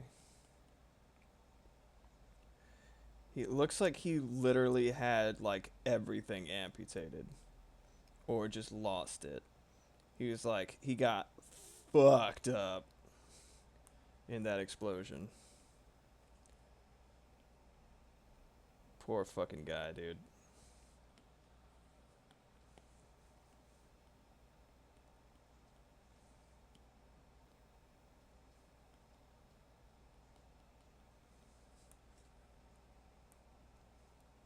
I think maybe I'll add a little bit more stuff.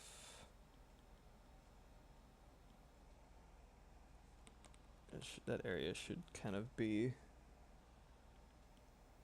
brightest. Add a little bit of detail right about here. A couple of actual features, quote unquote, you know.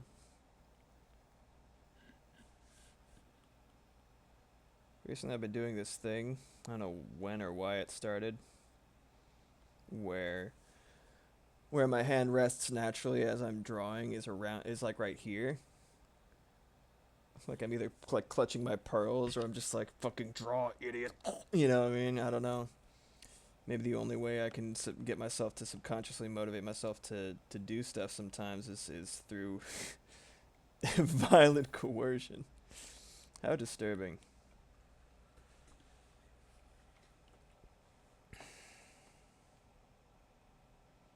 Oh, why do you have a clipping mask, you ding dong? You get the clipping mask. There we go. Beautiful. Mr. Hyde coming for you. You know, fucking go on then, coward. I don't give a shit. Fight me. Oh, why is it so big? There we go. Perfect. That is the problem. I'm just gonna fucking redo it. To heck with it. To heck with it, I say.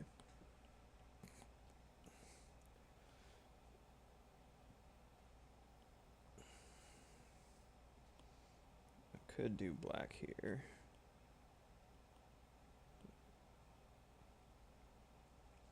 I was probably gonna do it for the rest of the piece as well, but I think right here it's especially necessary given his peeper. Looks pretty gruesome right now, doesn't it?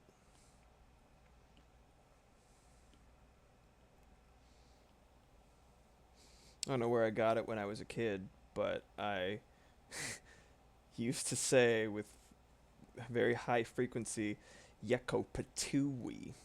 Had to be from something. It was just what was in my heart. Something was particularly gross, and it just manifested.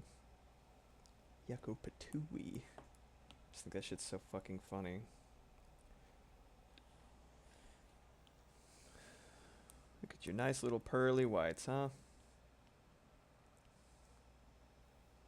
Let's see where the sketch is.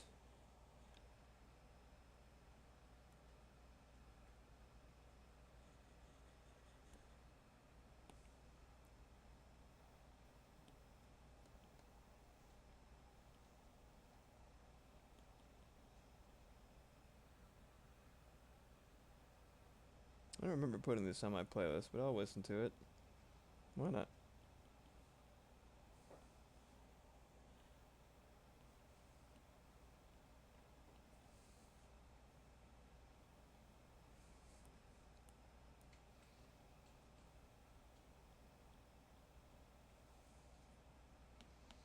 Too exaggerated there. I might add some dimension on, like, a suggestion of dimension over here.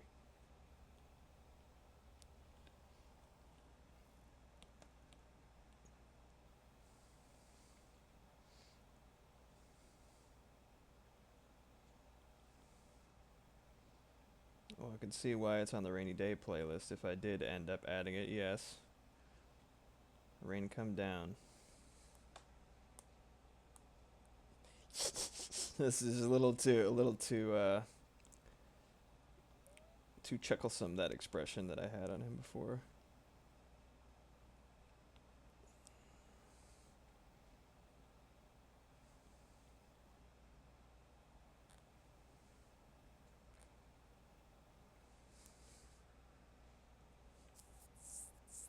I think I'm gonna have to make the teeth smaller. Get the hence, knave. Wow, time is really flying, isn't it? It's almost 8 o'clock. Interesting.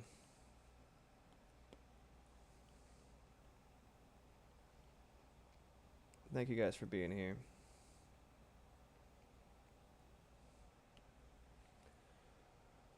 Let's make this a little bigger.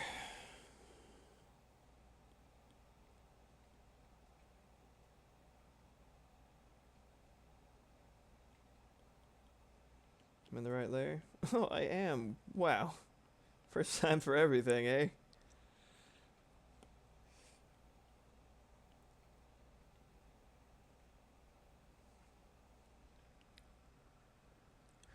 I will likely finish this in my spare time. I don't think I'm gonna leave it until next Freaky Friday. There's only so much content I can stretch out of one game, however fantastic it is. I was strongly considering doing an animation for mouthwashing, and I would like to do that. Because however much I gushed about it, it is not enough to convey my level of appreciation for it, for existing. Like, it's exactly the type of media that I want to make. And maybe in 10 years from now, people will be able to trace back to this one moment and be like, oh shit, this is where they mentioned, you know what I mean? The sort of want to make something similar. Look at that, that's pretty cool. Ah. I think the vibes are okay so far. Ah, he's a creepy boy. Alright. You do some light animation on this piece. Yeah. Yeah, I was thinking about maybe doing like that's another reason I was thinking about doing the fire kind of coming off of him. Oh, this is the song I was whistling the other day, by the way, Mox. That was like it was too much for you to deal with at the time in terms of, like, you know, just emotionally compromised. Can't imagine why at that time, but now you can hear the song. It's really good.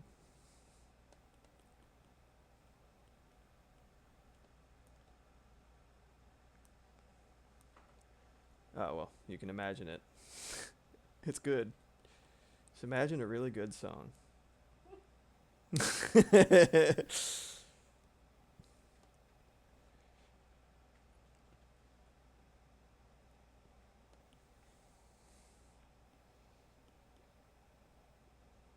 I'm really, really happy with the eye.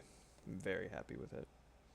I'm gonna have to do some shading beneath it and around it to get it to pop the way that I want it to. But where it hits on the face, I'm very happy with. Now I have to... Using a lot of layers on this that I didn't want to. That's alright.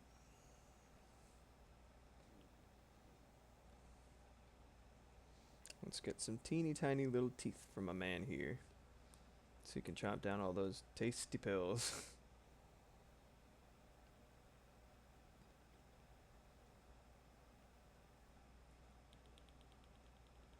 I think I have to start with the opening of the mouth first before I do anything else. Which is fine. Just to get my sort of bearings.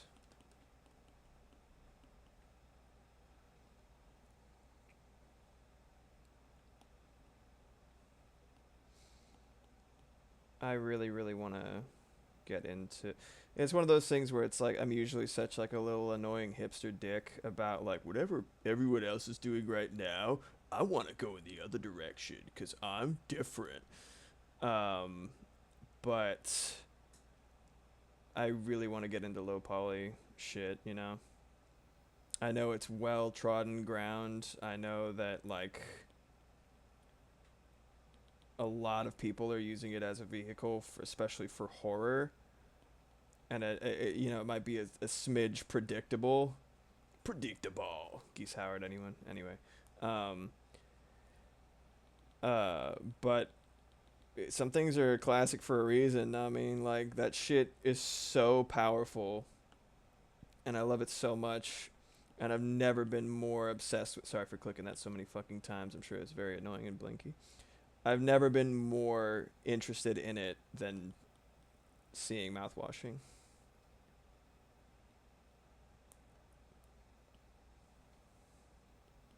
Let me just lay this out real quick.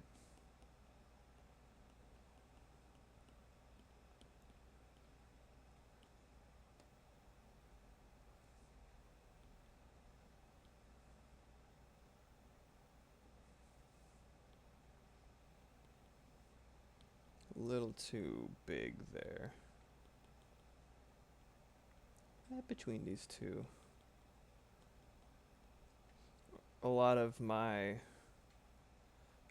I'm trying to get too anatomical, like too nitpicky anatomically right here because like that's where a lot of my, I've said it before, that's where a lot of my inspiration and a lot of my moves that I make come from when I'm doing body horror.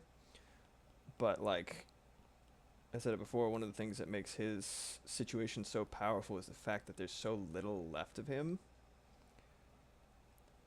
The distortions within the remainder of his like forms, very, very interesting, very, very powerful. And you know, it's almost like 100% anatomical accuracy is not the point,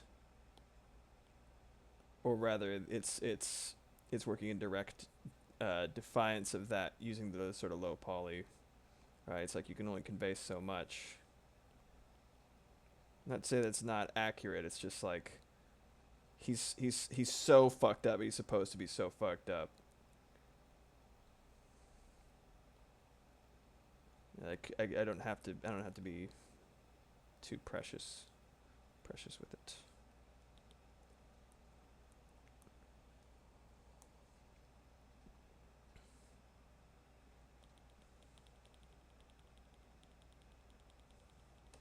I'm gonna redo those.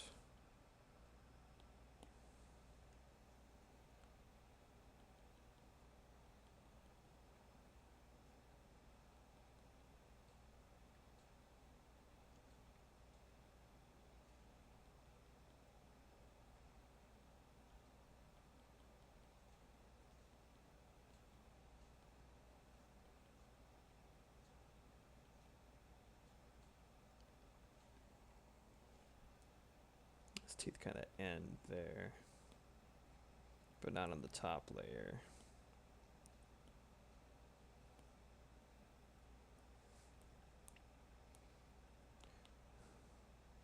Nice smile.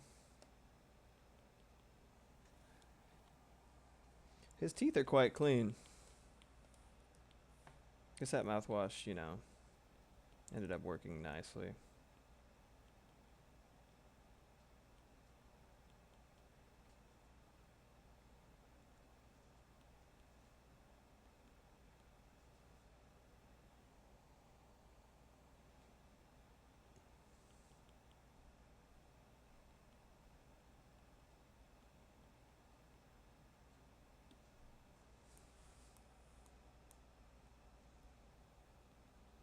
pretty good. I think it reads immediately as him, which is the main goal. That's something that I kind of picked up from. I read one book about animation, um, and it kind of voiced something that I had already been working with mentally, which sort of galvanized it, which is just that legibility, like making something read, should be the top priority, and if that's where you have to stop, that's fine. You know what I mean? Just like the most important, like Public Enemy number one, objective alpha, right, is to have whatever you are trying to say read as immediately as possible. I'm sorry, I didn't set up the cat food. Thank you very much. Hi, baby. You yelling at me, baby girl. What a good kitty. She gotta get her little din-dins. A precious little angel kitty cat.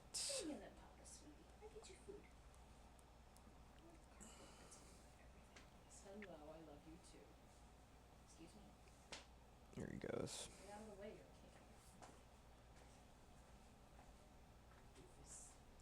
Working on teeth reminds me, I'm probably gonna draw one at some point because they're like so magnificently gross and creepy. Y'all have seen Dental Phantoms, right? Probably one of the coolest and most off-putting pieces. There's been a lot of cool and off-putting pieces of medical equipment throughout the years, but a dental phantom is essentially sort of a metal head with with sort of suggested human features and a fully stacked set of human teeth, usually also made of metal, in there, set into the jaw, and you can open it and stuff like that. And the idea is to have something that dental students can work on, right? But they made it look like this fucked up medieval, I don't even know when it was conceived originally, but it looks like this fucked up. Yeah, the Batman Who Laughs. Yeah, dental phantoms are literally like so immediately terrifying, and they're actually one of the things that pointed me in the direction of, like traits that are immediately identifiable as human in inhuman or almost human things. Incredibly powerful tool to invoke the uncanny valley. Super cool. Love it.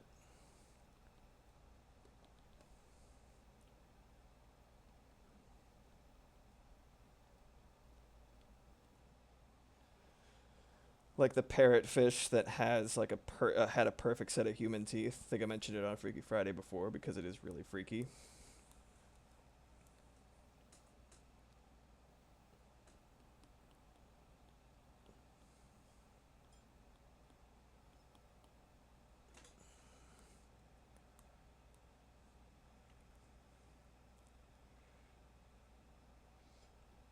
Yeah, it's a real crazy device though, the Dental Phantom. And they called it that too. They had to know, right? You can't make something that fucked up looking, name it something like the Dental Phantom, and not know that it's terrifying. Is the goal to like instill the fear of God into these poor like fucking interns and dental students that are getting the schooling? Like, it's quite rude.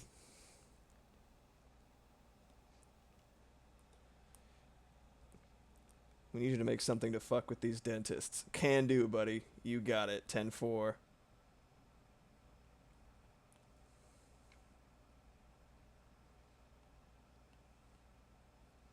Let's see how these pinks play with each other. Pretty cool.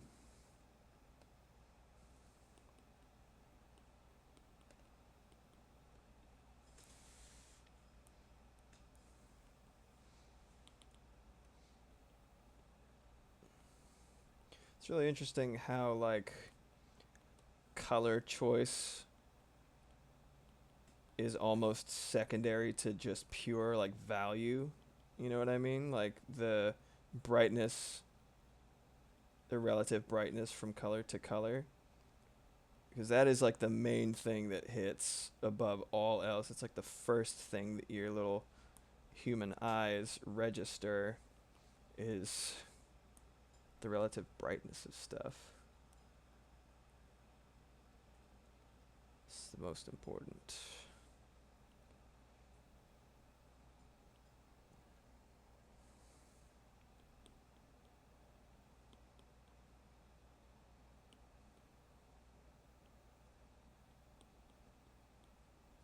There we go.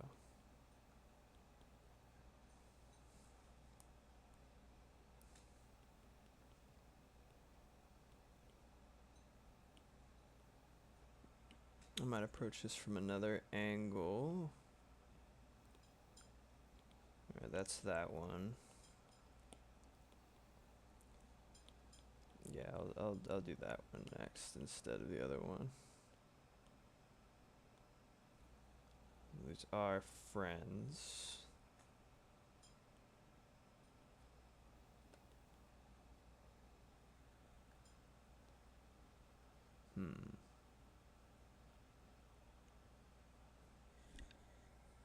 I think my air conditioner kicked in. I'm gonna have to get that turned off.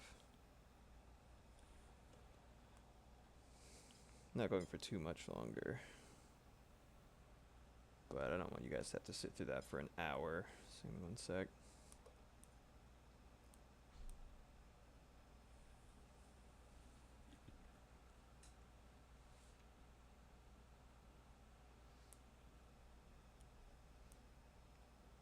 I'm not sure if it's too pink. Maybe it is. I could just go over it with...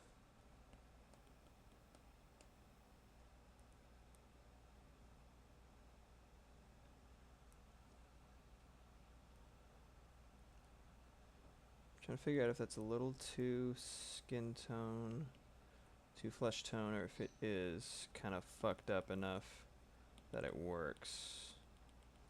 I might have to go back to before I did that color. That's okay. Nah, it's a pretty long ways back. Ooh, alright. It's fine, it's fine, it's fine. There's no real way to immediately reverse that kind of thing in Procreate, you know, like to substitute one color for another. Thought a lot of rigmarole. That's Gucci. Please, please, please, please, please have enough undos.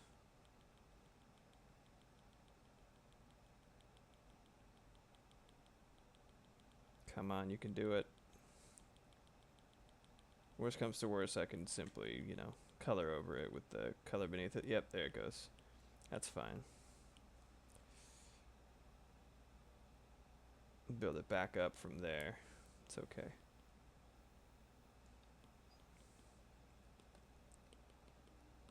we go.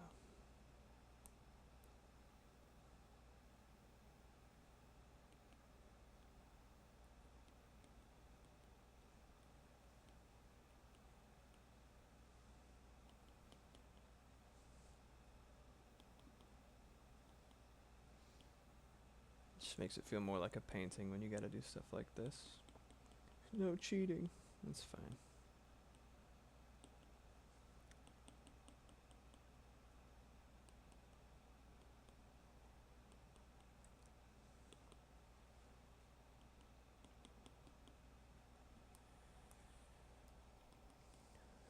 There we go.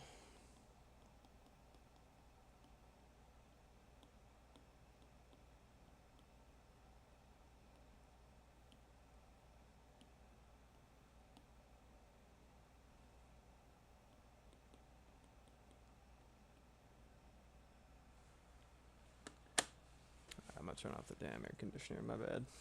Be right back.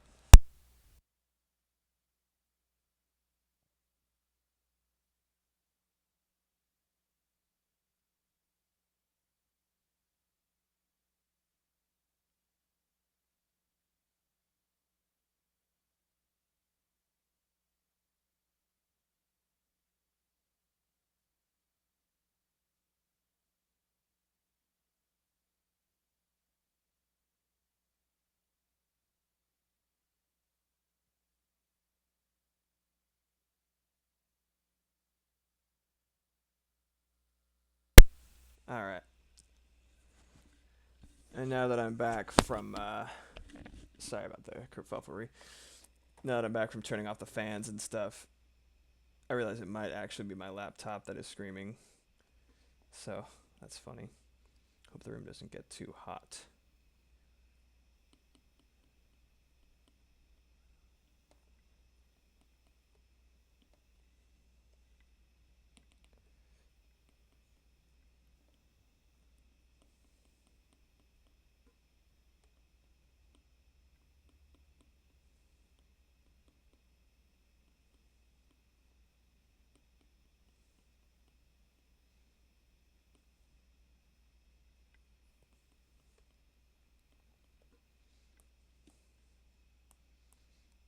Get a little bit more shading in there. Add a little bit of depth to his peeper.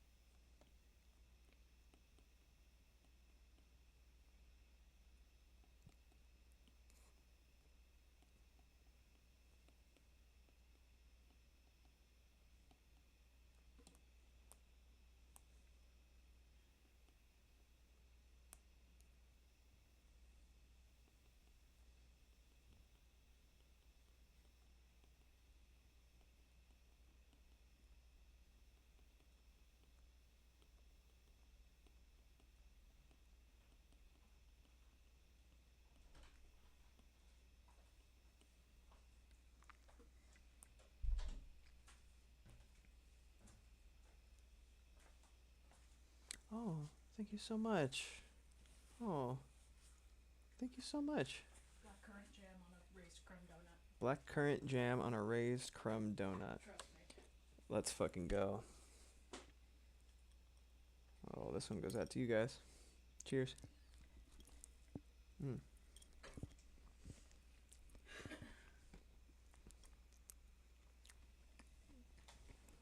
Mm. Yeah. Wow. That's outstanding. Thank you very much. Mm.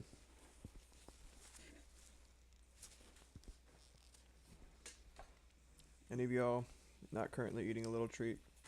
You should go get yourselves one. You deserve it.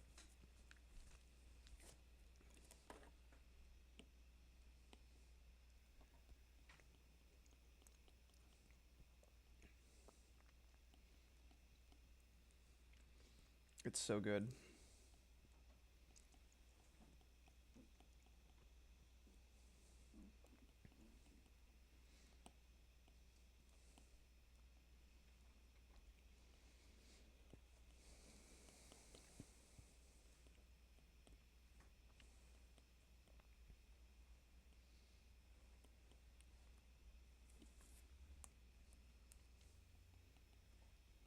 Gotta figure out the best color to do for the highlights of his fleshy self.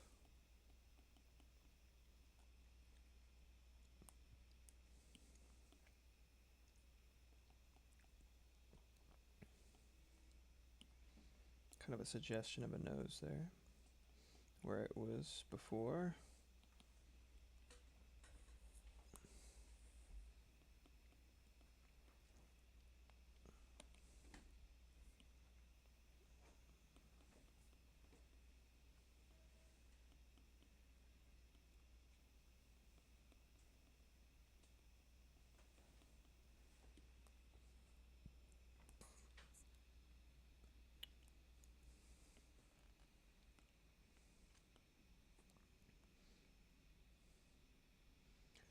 You can turn it back on. I think the noise that I was hearing in my headset or seeing on the levels of my headset was actually my own computer.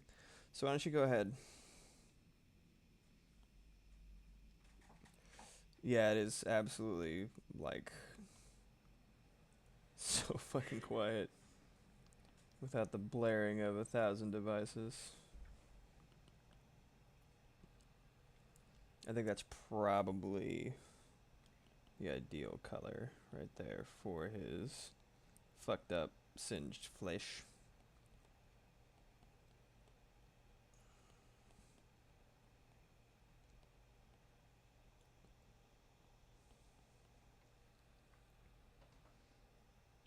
Yeah, that's fair.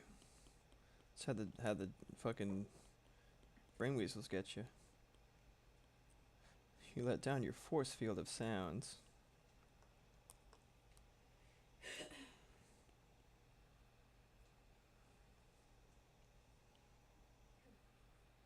A nice salmon highlight, yes. For the fillet that is curly.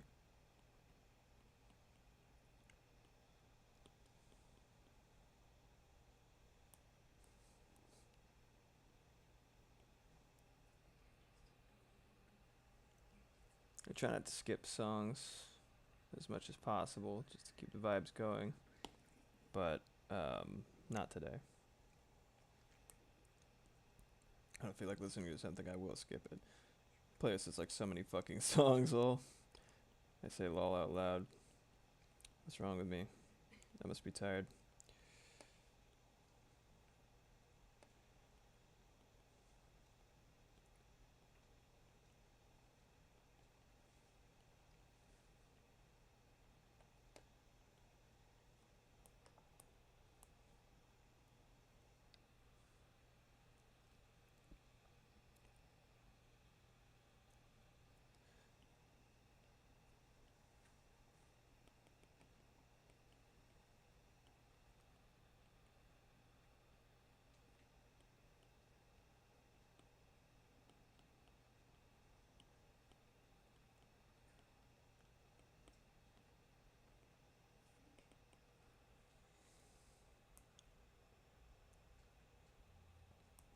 Looks pretty good from a distance. It's the main thing I'm going for right now.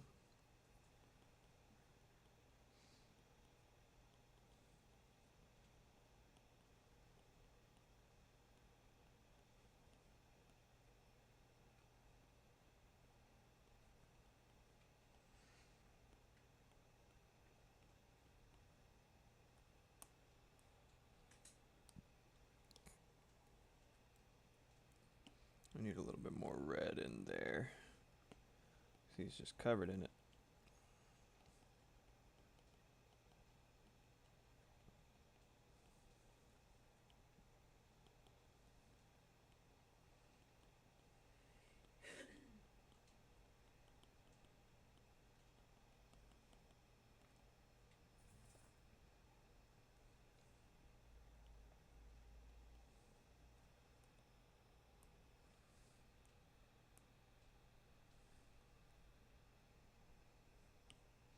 Add a little bit more depth in the nose there, sort of compress it.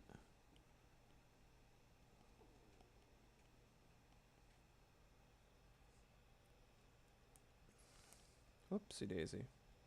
It's an accidental mark.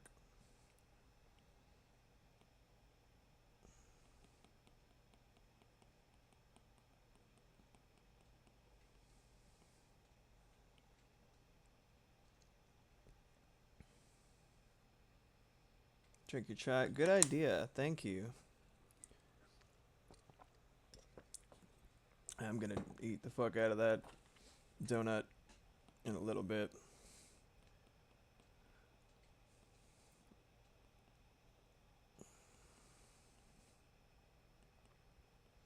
I'll use it as sort of my little treat for finishing a successful stream.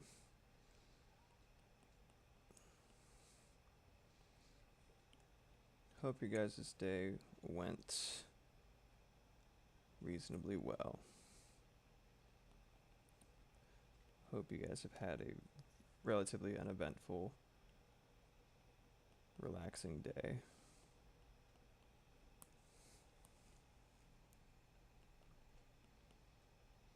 Hope you're spending time with the people that love and care about you.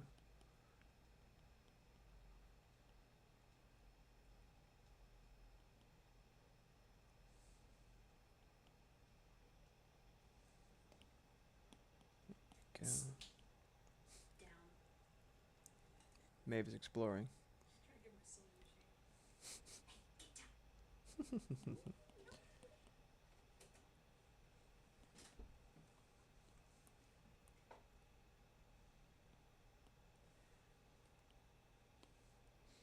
now I'm going to build a bridge from this color to the deepest color that I have on the canvas. So let's see what we got that can kind of take me there.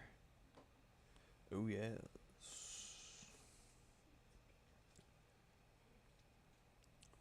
Is it this? Tisn't. Oh dear. Where are you, Mr. Gray? Oh, that's right. I went this way. Haha. Oh. I remember.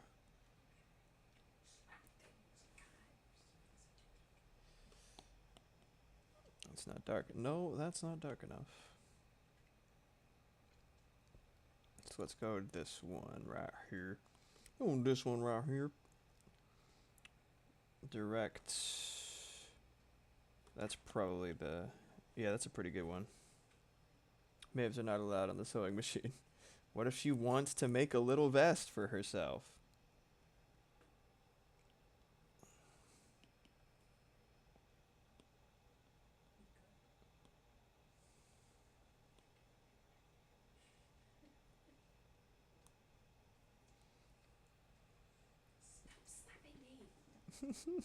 Mavs really...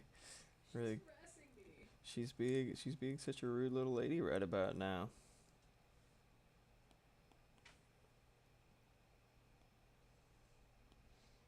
It's in the right direction, but it's not quite dark enough is the problem.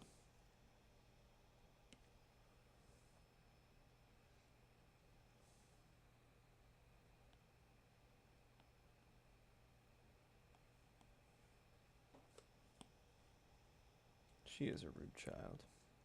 She's such a precious baby, though.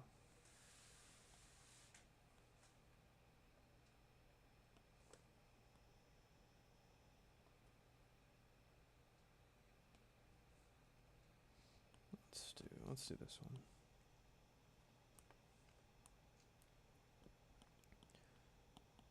I think that's pretty good.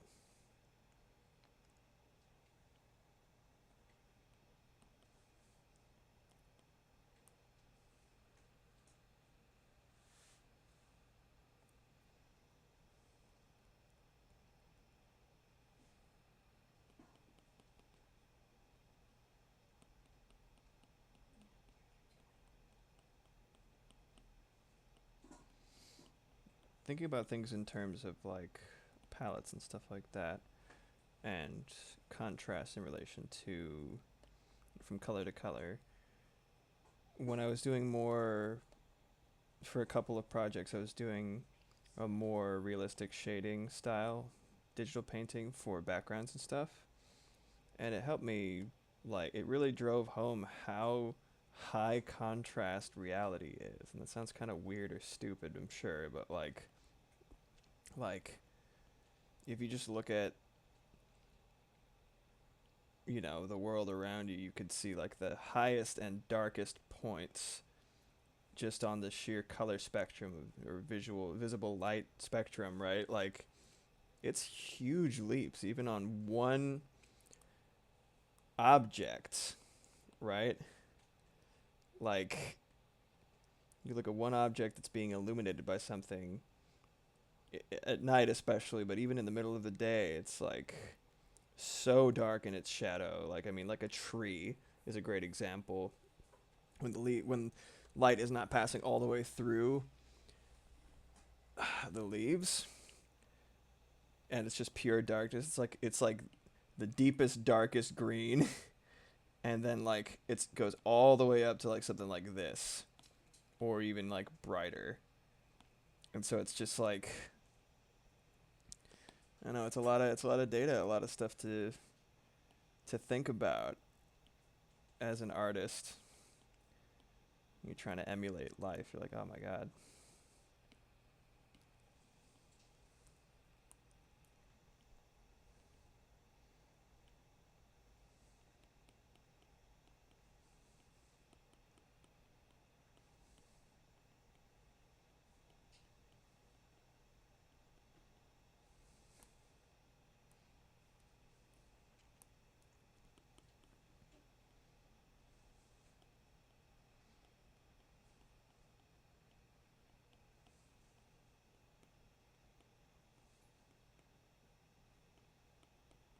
I better like this because there's really no going back once I started doing this more and more.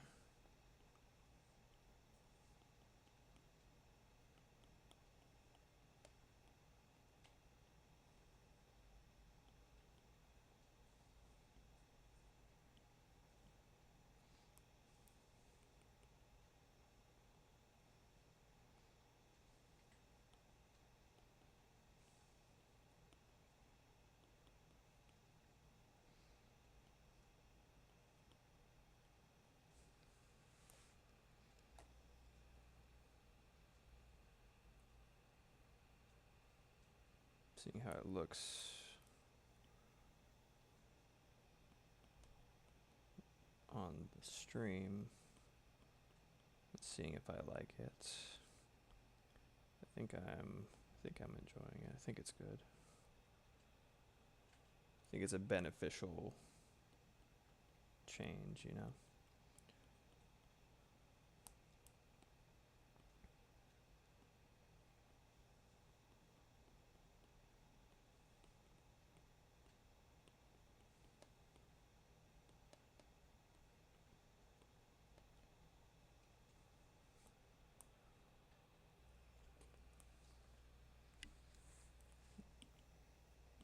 Add a little bit more shadow here.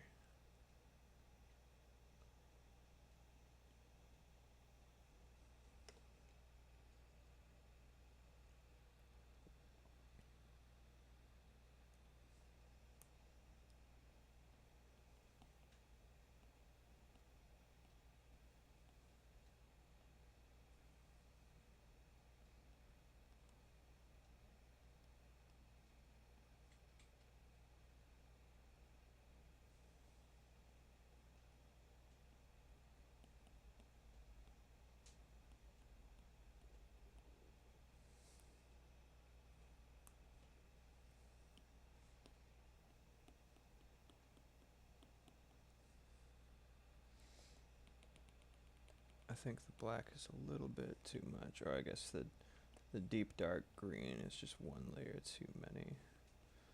So I'll just do this and thin it out a little bit.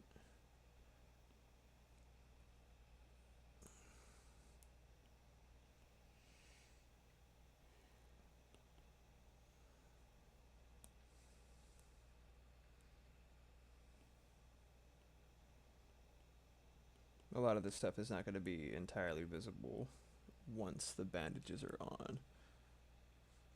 But that sort of arc that I put in there is going to look... I think it's going to have a pretty nice effect for the level of appeal. Which does sound kind of weird to mention as a focus for a horror piece, because you're kind of going for the opposite. But especially for like fan art, there is a certain level of... I mean, even for horror designs, there's a certain level of appeal that you want, like visual shit for the audience's eyes to latch onto. You know what I mean? So Junji Ito's most powerful work is walking the line between horror and beauty, like Tomie at her grossest. Still got there's a beautiful woman face in there, and so your eyes kind of wrestle for the math that they're doing and what they're prioritizing and stuff like that. It's like, even if something is gross, you want it to look good in places, right? Or the things, the ways that you're using shapes and interacting with them.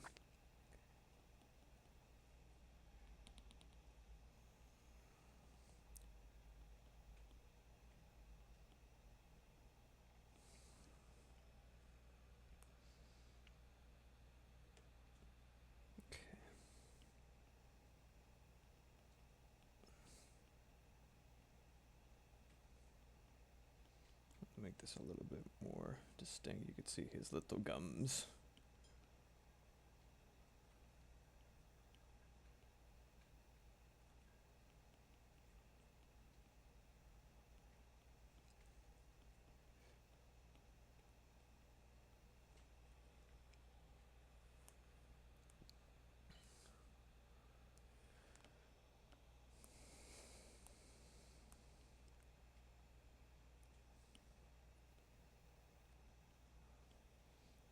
as it gets, and then we just add that highlight to the rest of his little skin.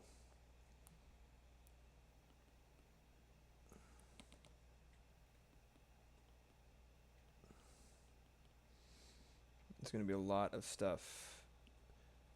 It's going to go a lot of different places once I am able to add distressing and staining and stuff like that.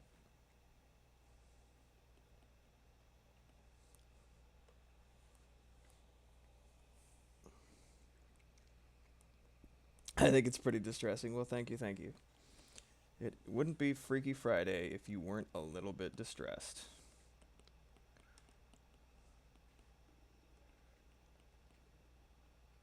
Freddy Krueger looking ass. Jerky skin. Except Curly's a decent man. He's a good man. Tried his best.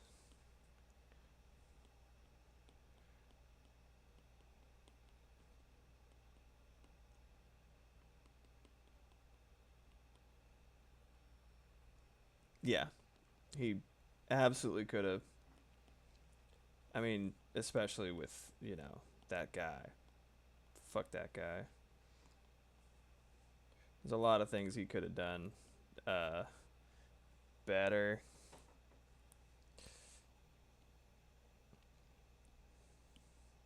That's why I use the phrase decent man, not good man. And I respect the more pieces of media dissolve into tropey, contrived shorthand bullshit, the more I respect when a piece of media deals with complex emotions, especially as deftly as Mouthwashing did. I feel like there is I think escapism is important, obviously, as someone who spends all day either thinking about fiction or playing video games. I have to say that. But I think there is sort of a trend towards escaping from humanity. You know what I mean? You see it in shit like anime, and you see it in this is almost full old man shakes fist at the sky, you know what I mean? Energy. But like on the TikToks and the animes, right? You see a lot of decisions being made that are not, of how to represent humans in a way that is not informed on any human interaction. You know what I mean? There's a certain level of detachment from reality, or the understanding of like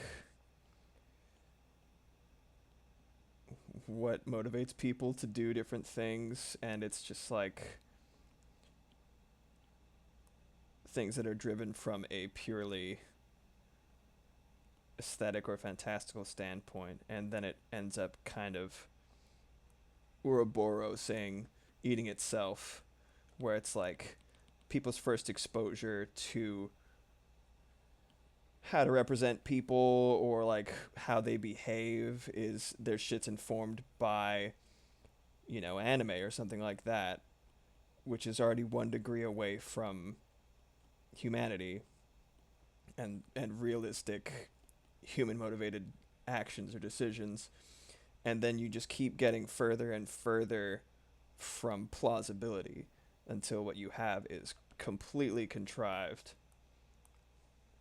And so when I see something that stems from a grounded perspective, something that stems from like however unpleasant, it really just like pushes your nose into it, you know what I mean? It really like it had something to say, something involving people and human interaction, phrased it in a way that was not only interesting and engaging but also meaningful. It's just like, I don't know, it's just such a breath of fresh air. A fresh breath, one might say. Dragon breath. Yimpy. Yimpy. Oh, I love it. But yeah, nothing but respect for the game devs. I might actually join their Discord and be like, hey, look what I made. Do you like it? And they'd be like, no. I'd be like, okay, I'll leave.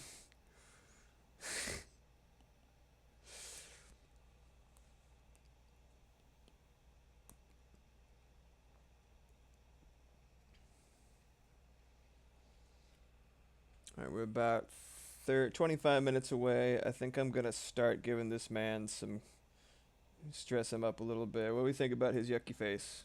Appropriately yucky? Looking good? I will add some more highlight at some point, I think. Um, just to really make it feel more real. Let's start with this. Yimpy. Just can't stop thinking about it.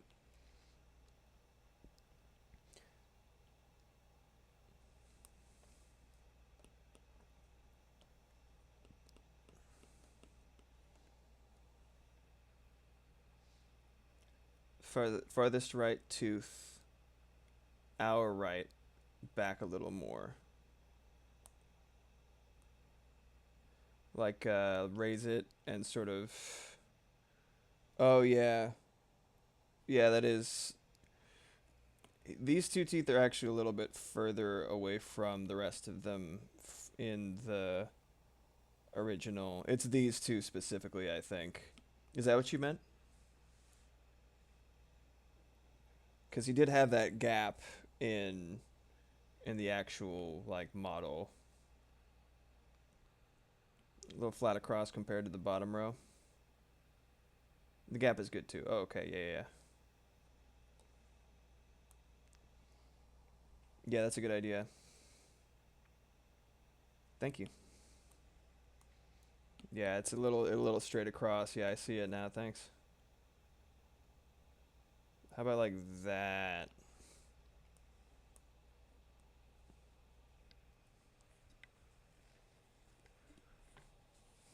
I think I might raise this yet additionally as well.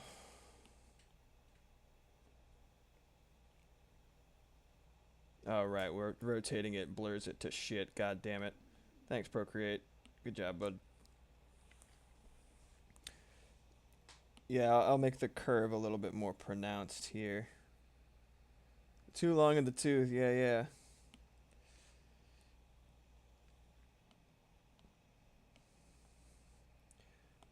That's alright, I'll come back to that in a sec.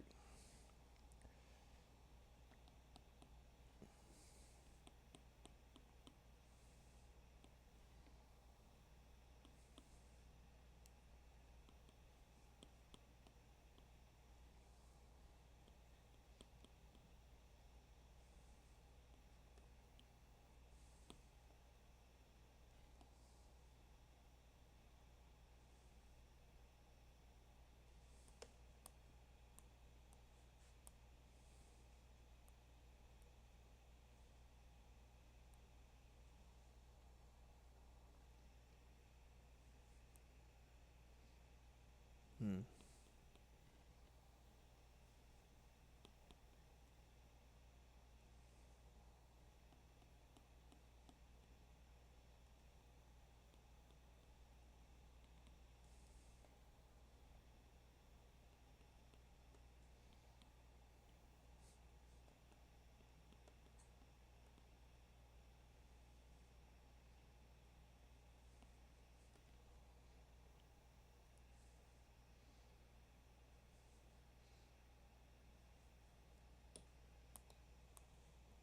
I think I'll make that a little bit smaller. The little head in general a little bit smaller.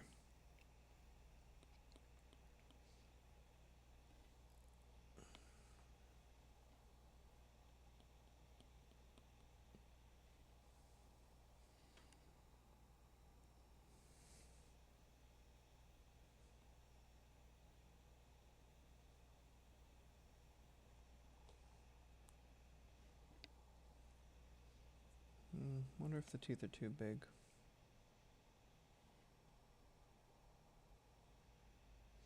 We'll figure it out. Adjust season as necessary.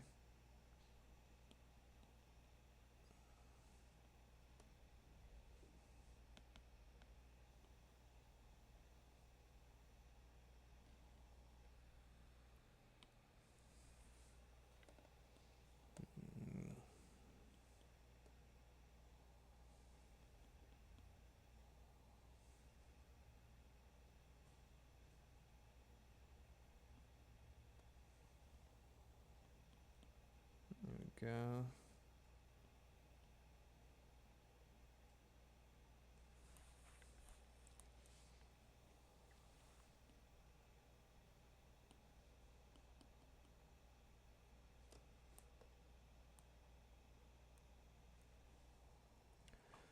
I think I'm going to go back in here and kind of close the gap a little bit because I think it's reading a little bit too grinny as opposed to just like,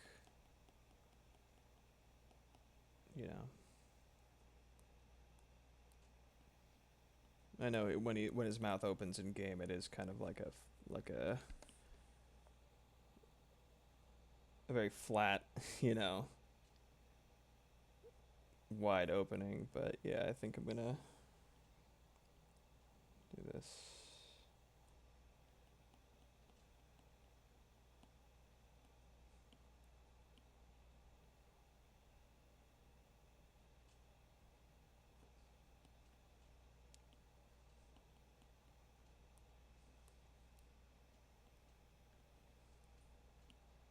I have to go back in here anyway to sort of adjust where I ended up moving the teeth to.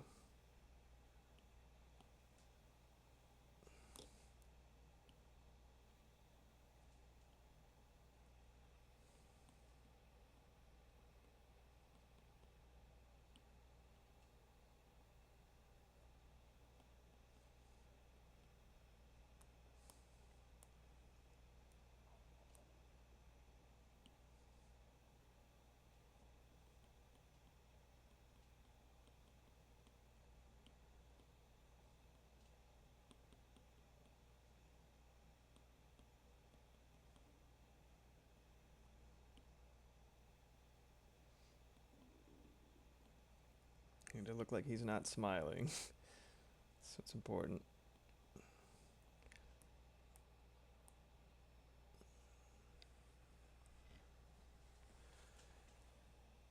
Okay.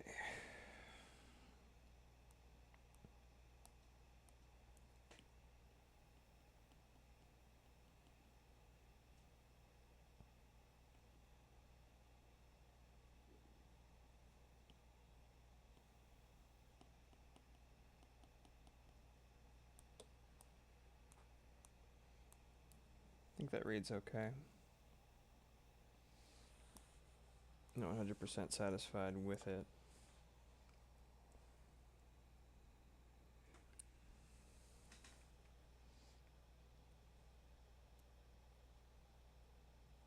I might need to adjust the bottom row, maybe add one more or something like that.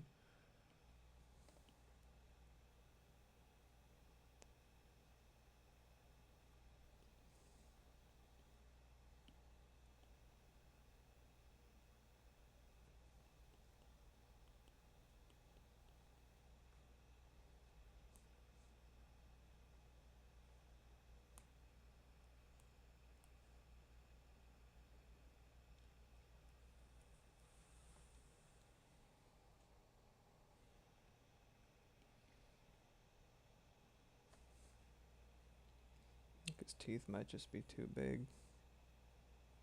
Not sure.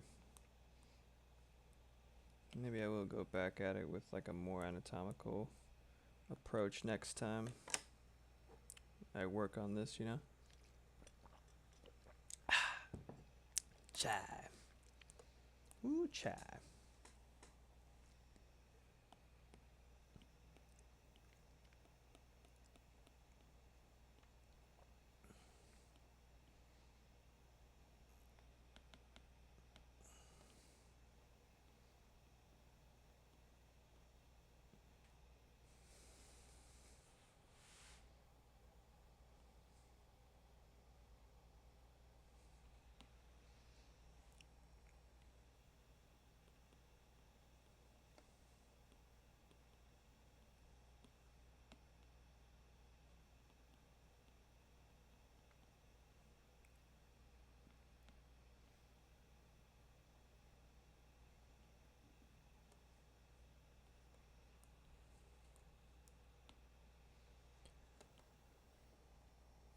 Okay.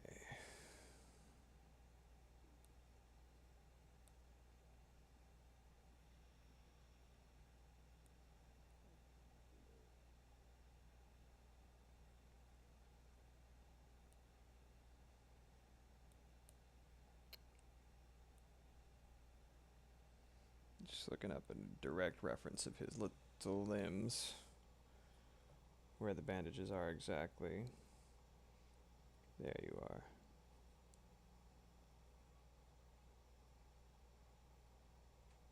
Okay.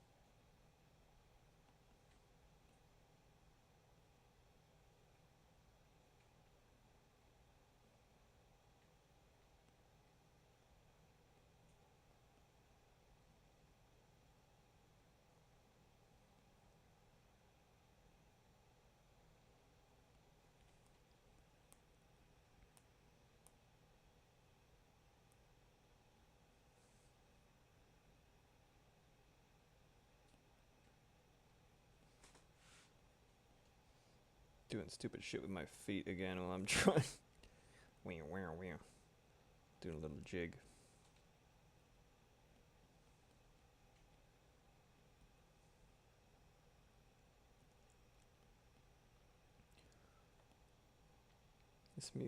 This composer stuff reminds me of Big O's soundtrack, or vice versa, I should say. This is fucking, from a while ago. Wayne Shorter, but just that kind of like smoky, rainy vibe that I feel like epitomizes like classic jazz. It's so nice.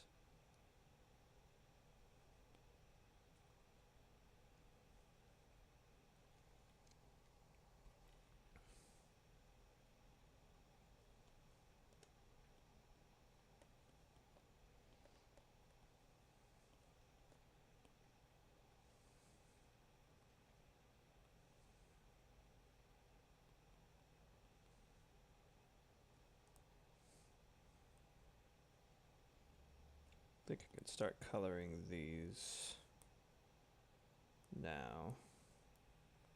Which would be a nice way to finish off the stream for the night.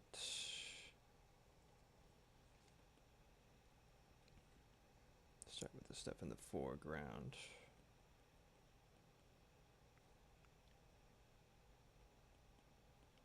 Start with the basic shapes, the larger sections of light and color, and then add the sort of bandage marks, and eventually the staining through that.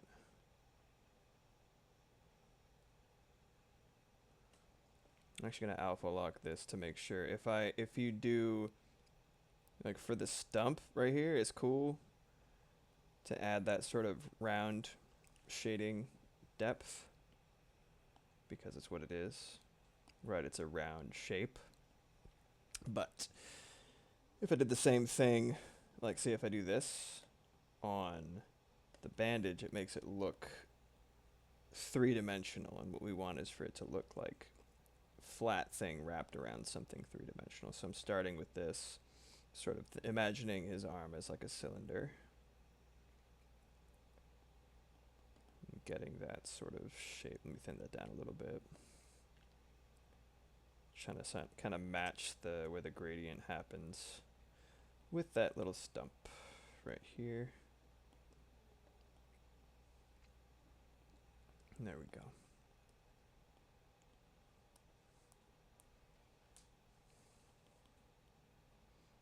Same thing for this. light source coming in kind of from a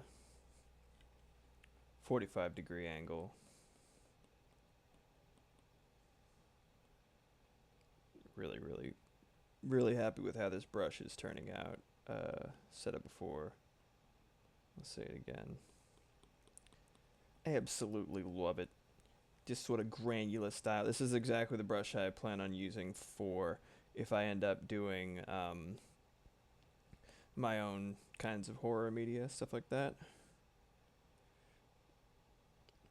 I think it's such a fucking vibe, dude.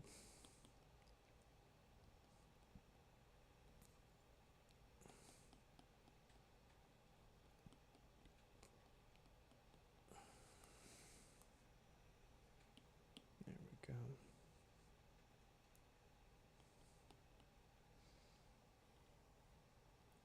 Kind of suggest. There we go. That adds a lot, actually. Adding a little bit of depth right there at the sort of edge of his mouth. Stuff like that. Make sure his ear has some depth suggested in there.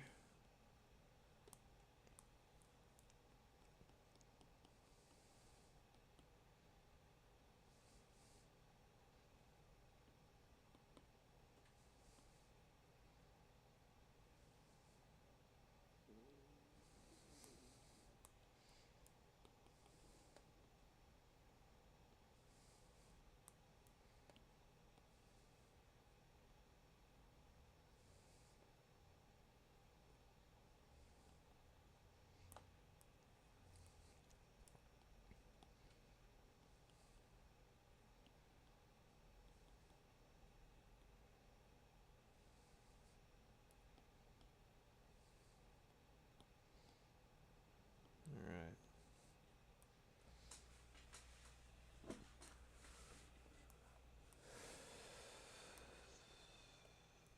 Here we go here.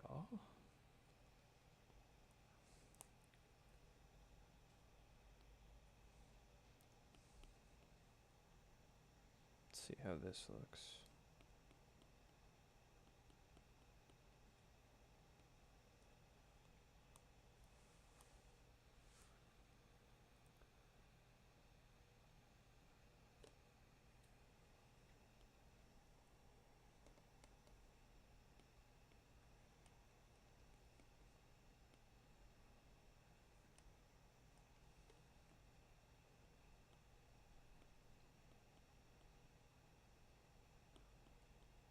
I'm gonna actually, before I do that, I'm going to, guess we're doing real old school jazz before stream is done. I'm okay with that. Made a duplicate in case I hate this.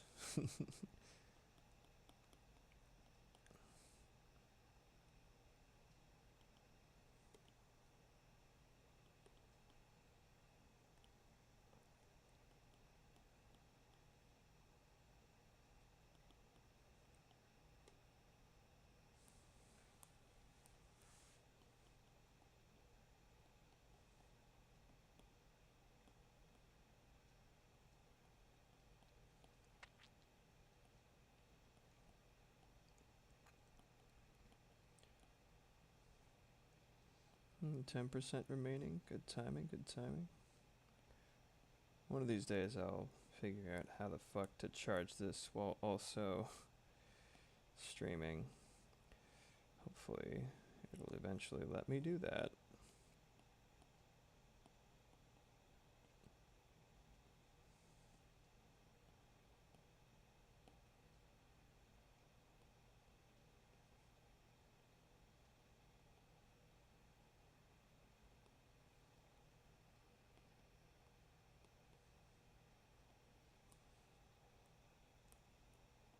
Sort of yellow undertone. And then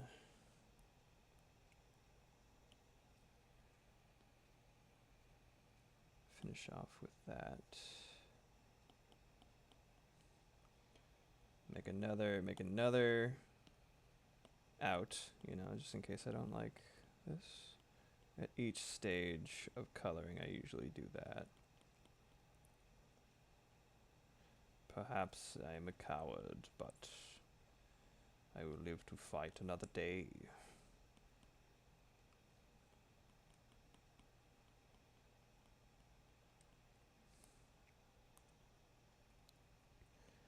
When it's all one solid color, like this without the bandage detail, he kind of looks, especially with that sort of like goldenrod base beneath this kind of greenish gray. He kind of looks deep fried, like with this texture. He looks kind of deep fried. It's like, oh no, is he a curly fry? I did not. Sorry if that was insensitive, curly. Curly fry. Yep. I'm sorry to wait this long into the stream before actually being funny, so that when you're editing it, you have to just go for a while. I think it looks pretty fucking cool, actually. I'm not gonna lie. What do you think? I'm gonna add some detail to the. I might mess with the way that his face is proportioned, but in terms of color, I'm actually really smitten with what I ended up getting for the color of his bandages. What do you think? You can say it sucks, and I'll only weep to myself later. You will not be held responsible for it immediately. Friggin' gross, huh? It looks friggin' gross. Ew. Makes you go ew. Ah. I'm gonna start with this. This will probably be the last thing I end up doing. That sort of like from a distance, that really like granular texture, I'm fucking obsessed with it, and I'm looking forward to doing more in this style with this much color. I want to make sure that no matter what, his teeth and eyes were the brightest thing there and the focal point. So I think I achieved that. Created a new version of this, so I will be able to kind of suggest these.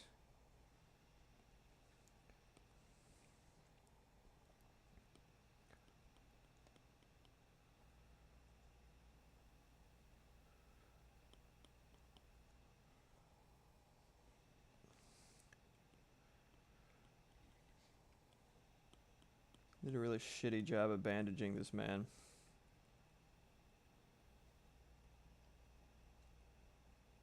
And I believe that. They were just like, holy shit, oh my god, just plug him up a little bit. Jesus Christ.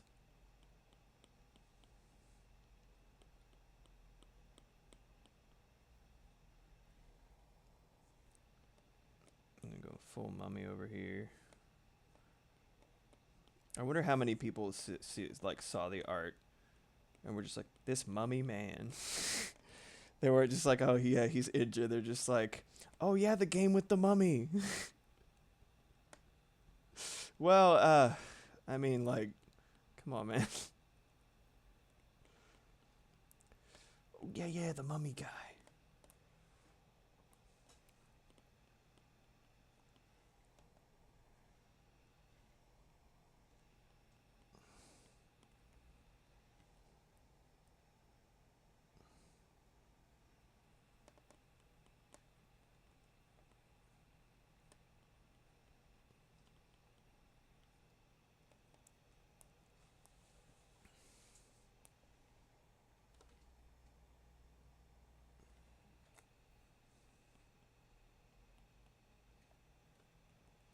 I'm gonna make it look like there's like an actual like knot there.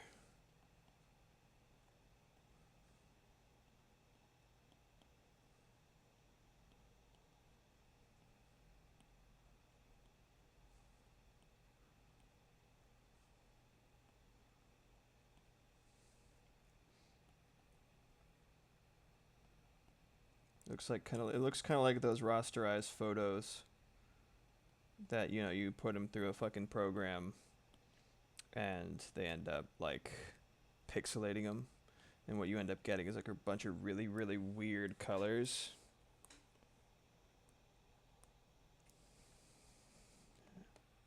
All right. Well, that seems like a good place to stop for now. Is it posterized? Oh yeah, yeah, that is the word. Thank you. Um, well, heck yeah. Be quiet, music.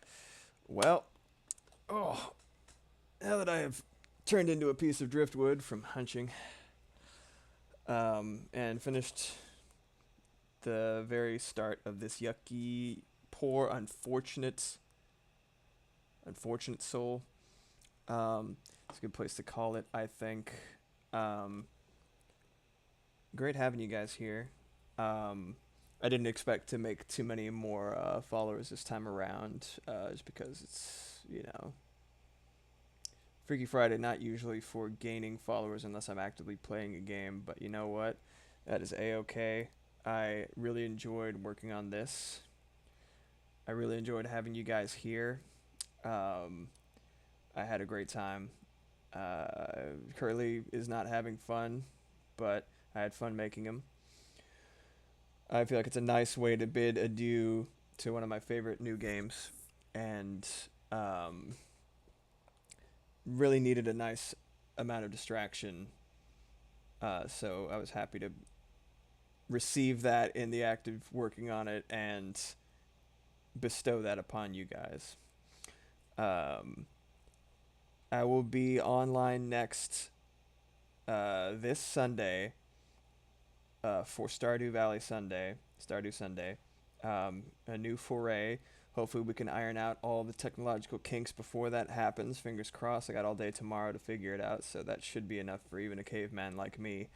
Um, but I'll see you then. I'll see you guys on Music Monday, Visual Wednesday, Freaky Friday. We got a schedule up in the Discord. Any lurkers who are interested, you're more than welcome to join us in said Discord right here. If you want to support me, I have links to my Ko-Fi and Patreon. I believe they're both widgets on the page, but you can always ask me directly if you're curious. I'm right here. Anything that I don't already have set up, I'm working on progressively. We'll be official within no time. Now I'm gonna see if I can figure out how to raid somebody. Wish me luck. I'm gonna see if I can find my buddy Skinny Pig Games, also known as Alicorn Piggy. Channel that she runs with her wife. So let me see if I can pop open Twitch, get that happening. And if I can't figure it out, I'll just put this thing out of its misery. But just give me 1 second, all right, folks? Oh, is she not live? I don't see her. Well, maybe they're running a little bit late. Well, that is another thing Oh, got canceled. Well, that solves that problem, I guess, of figuring out how to raid people. Thank you guys so much for stopping by, and hopefully I'll see you Sunday. I'll be here every week regardless. Until next time, take it easy.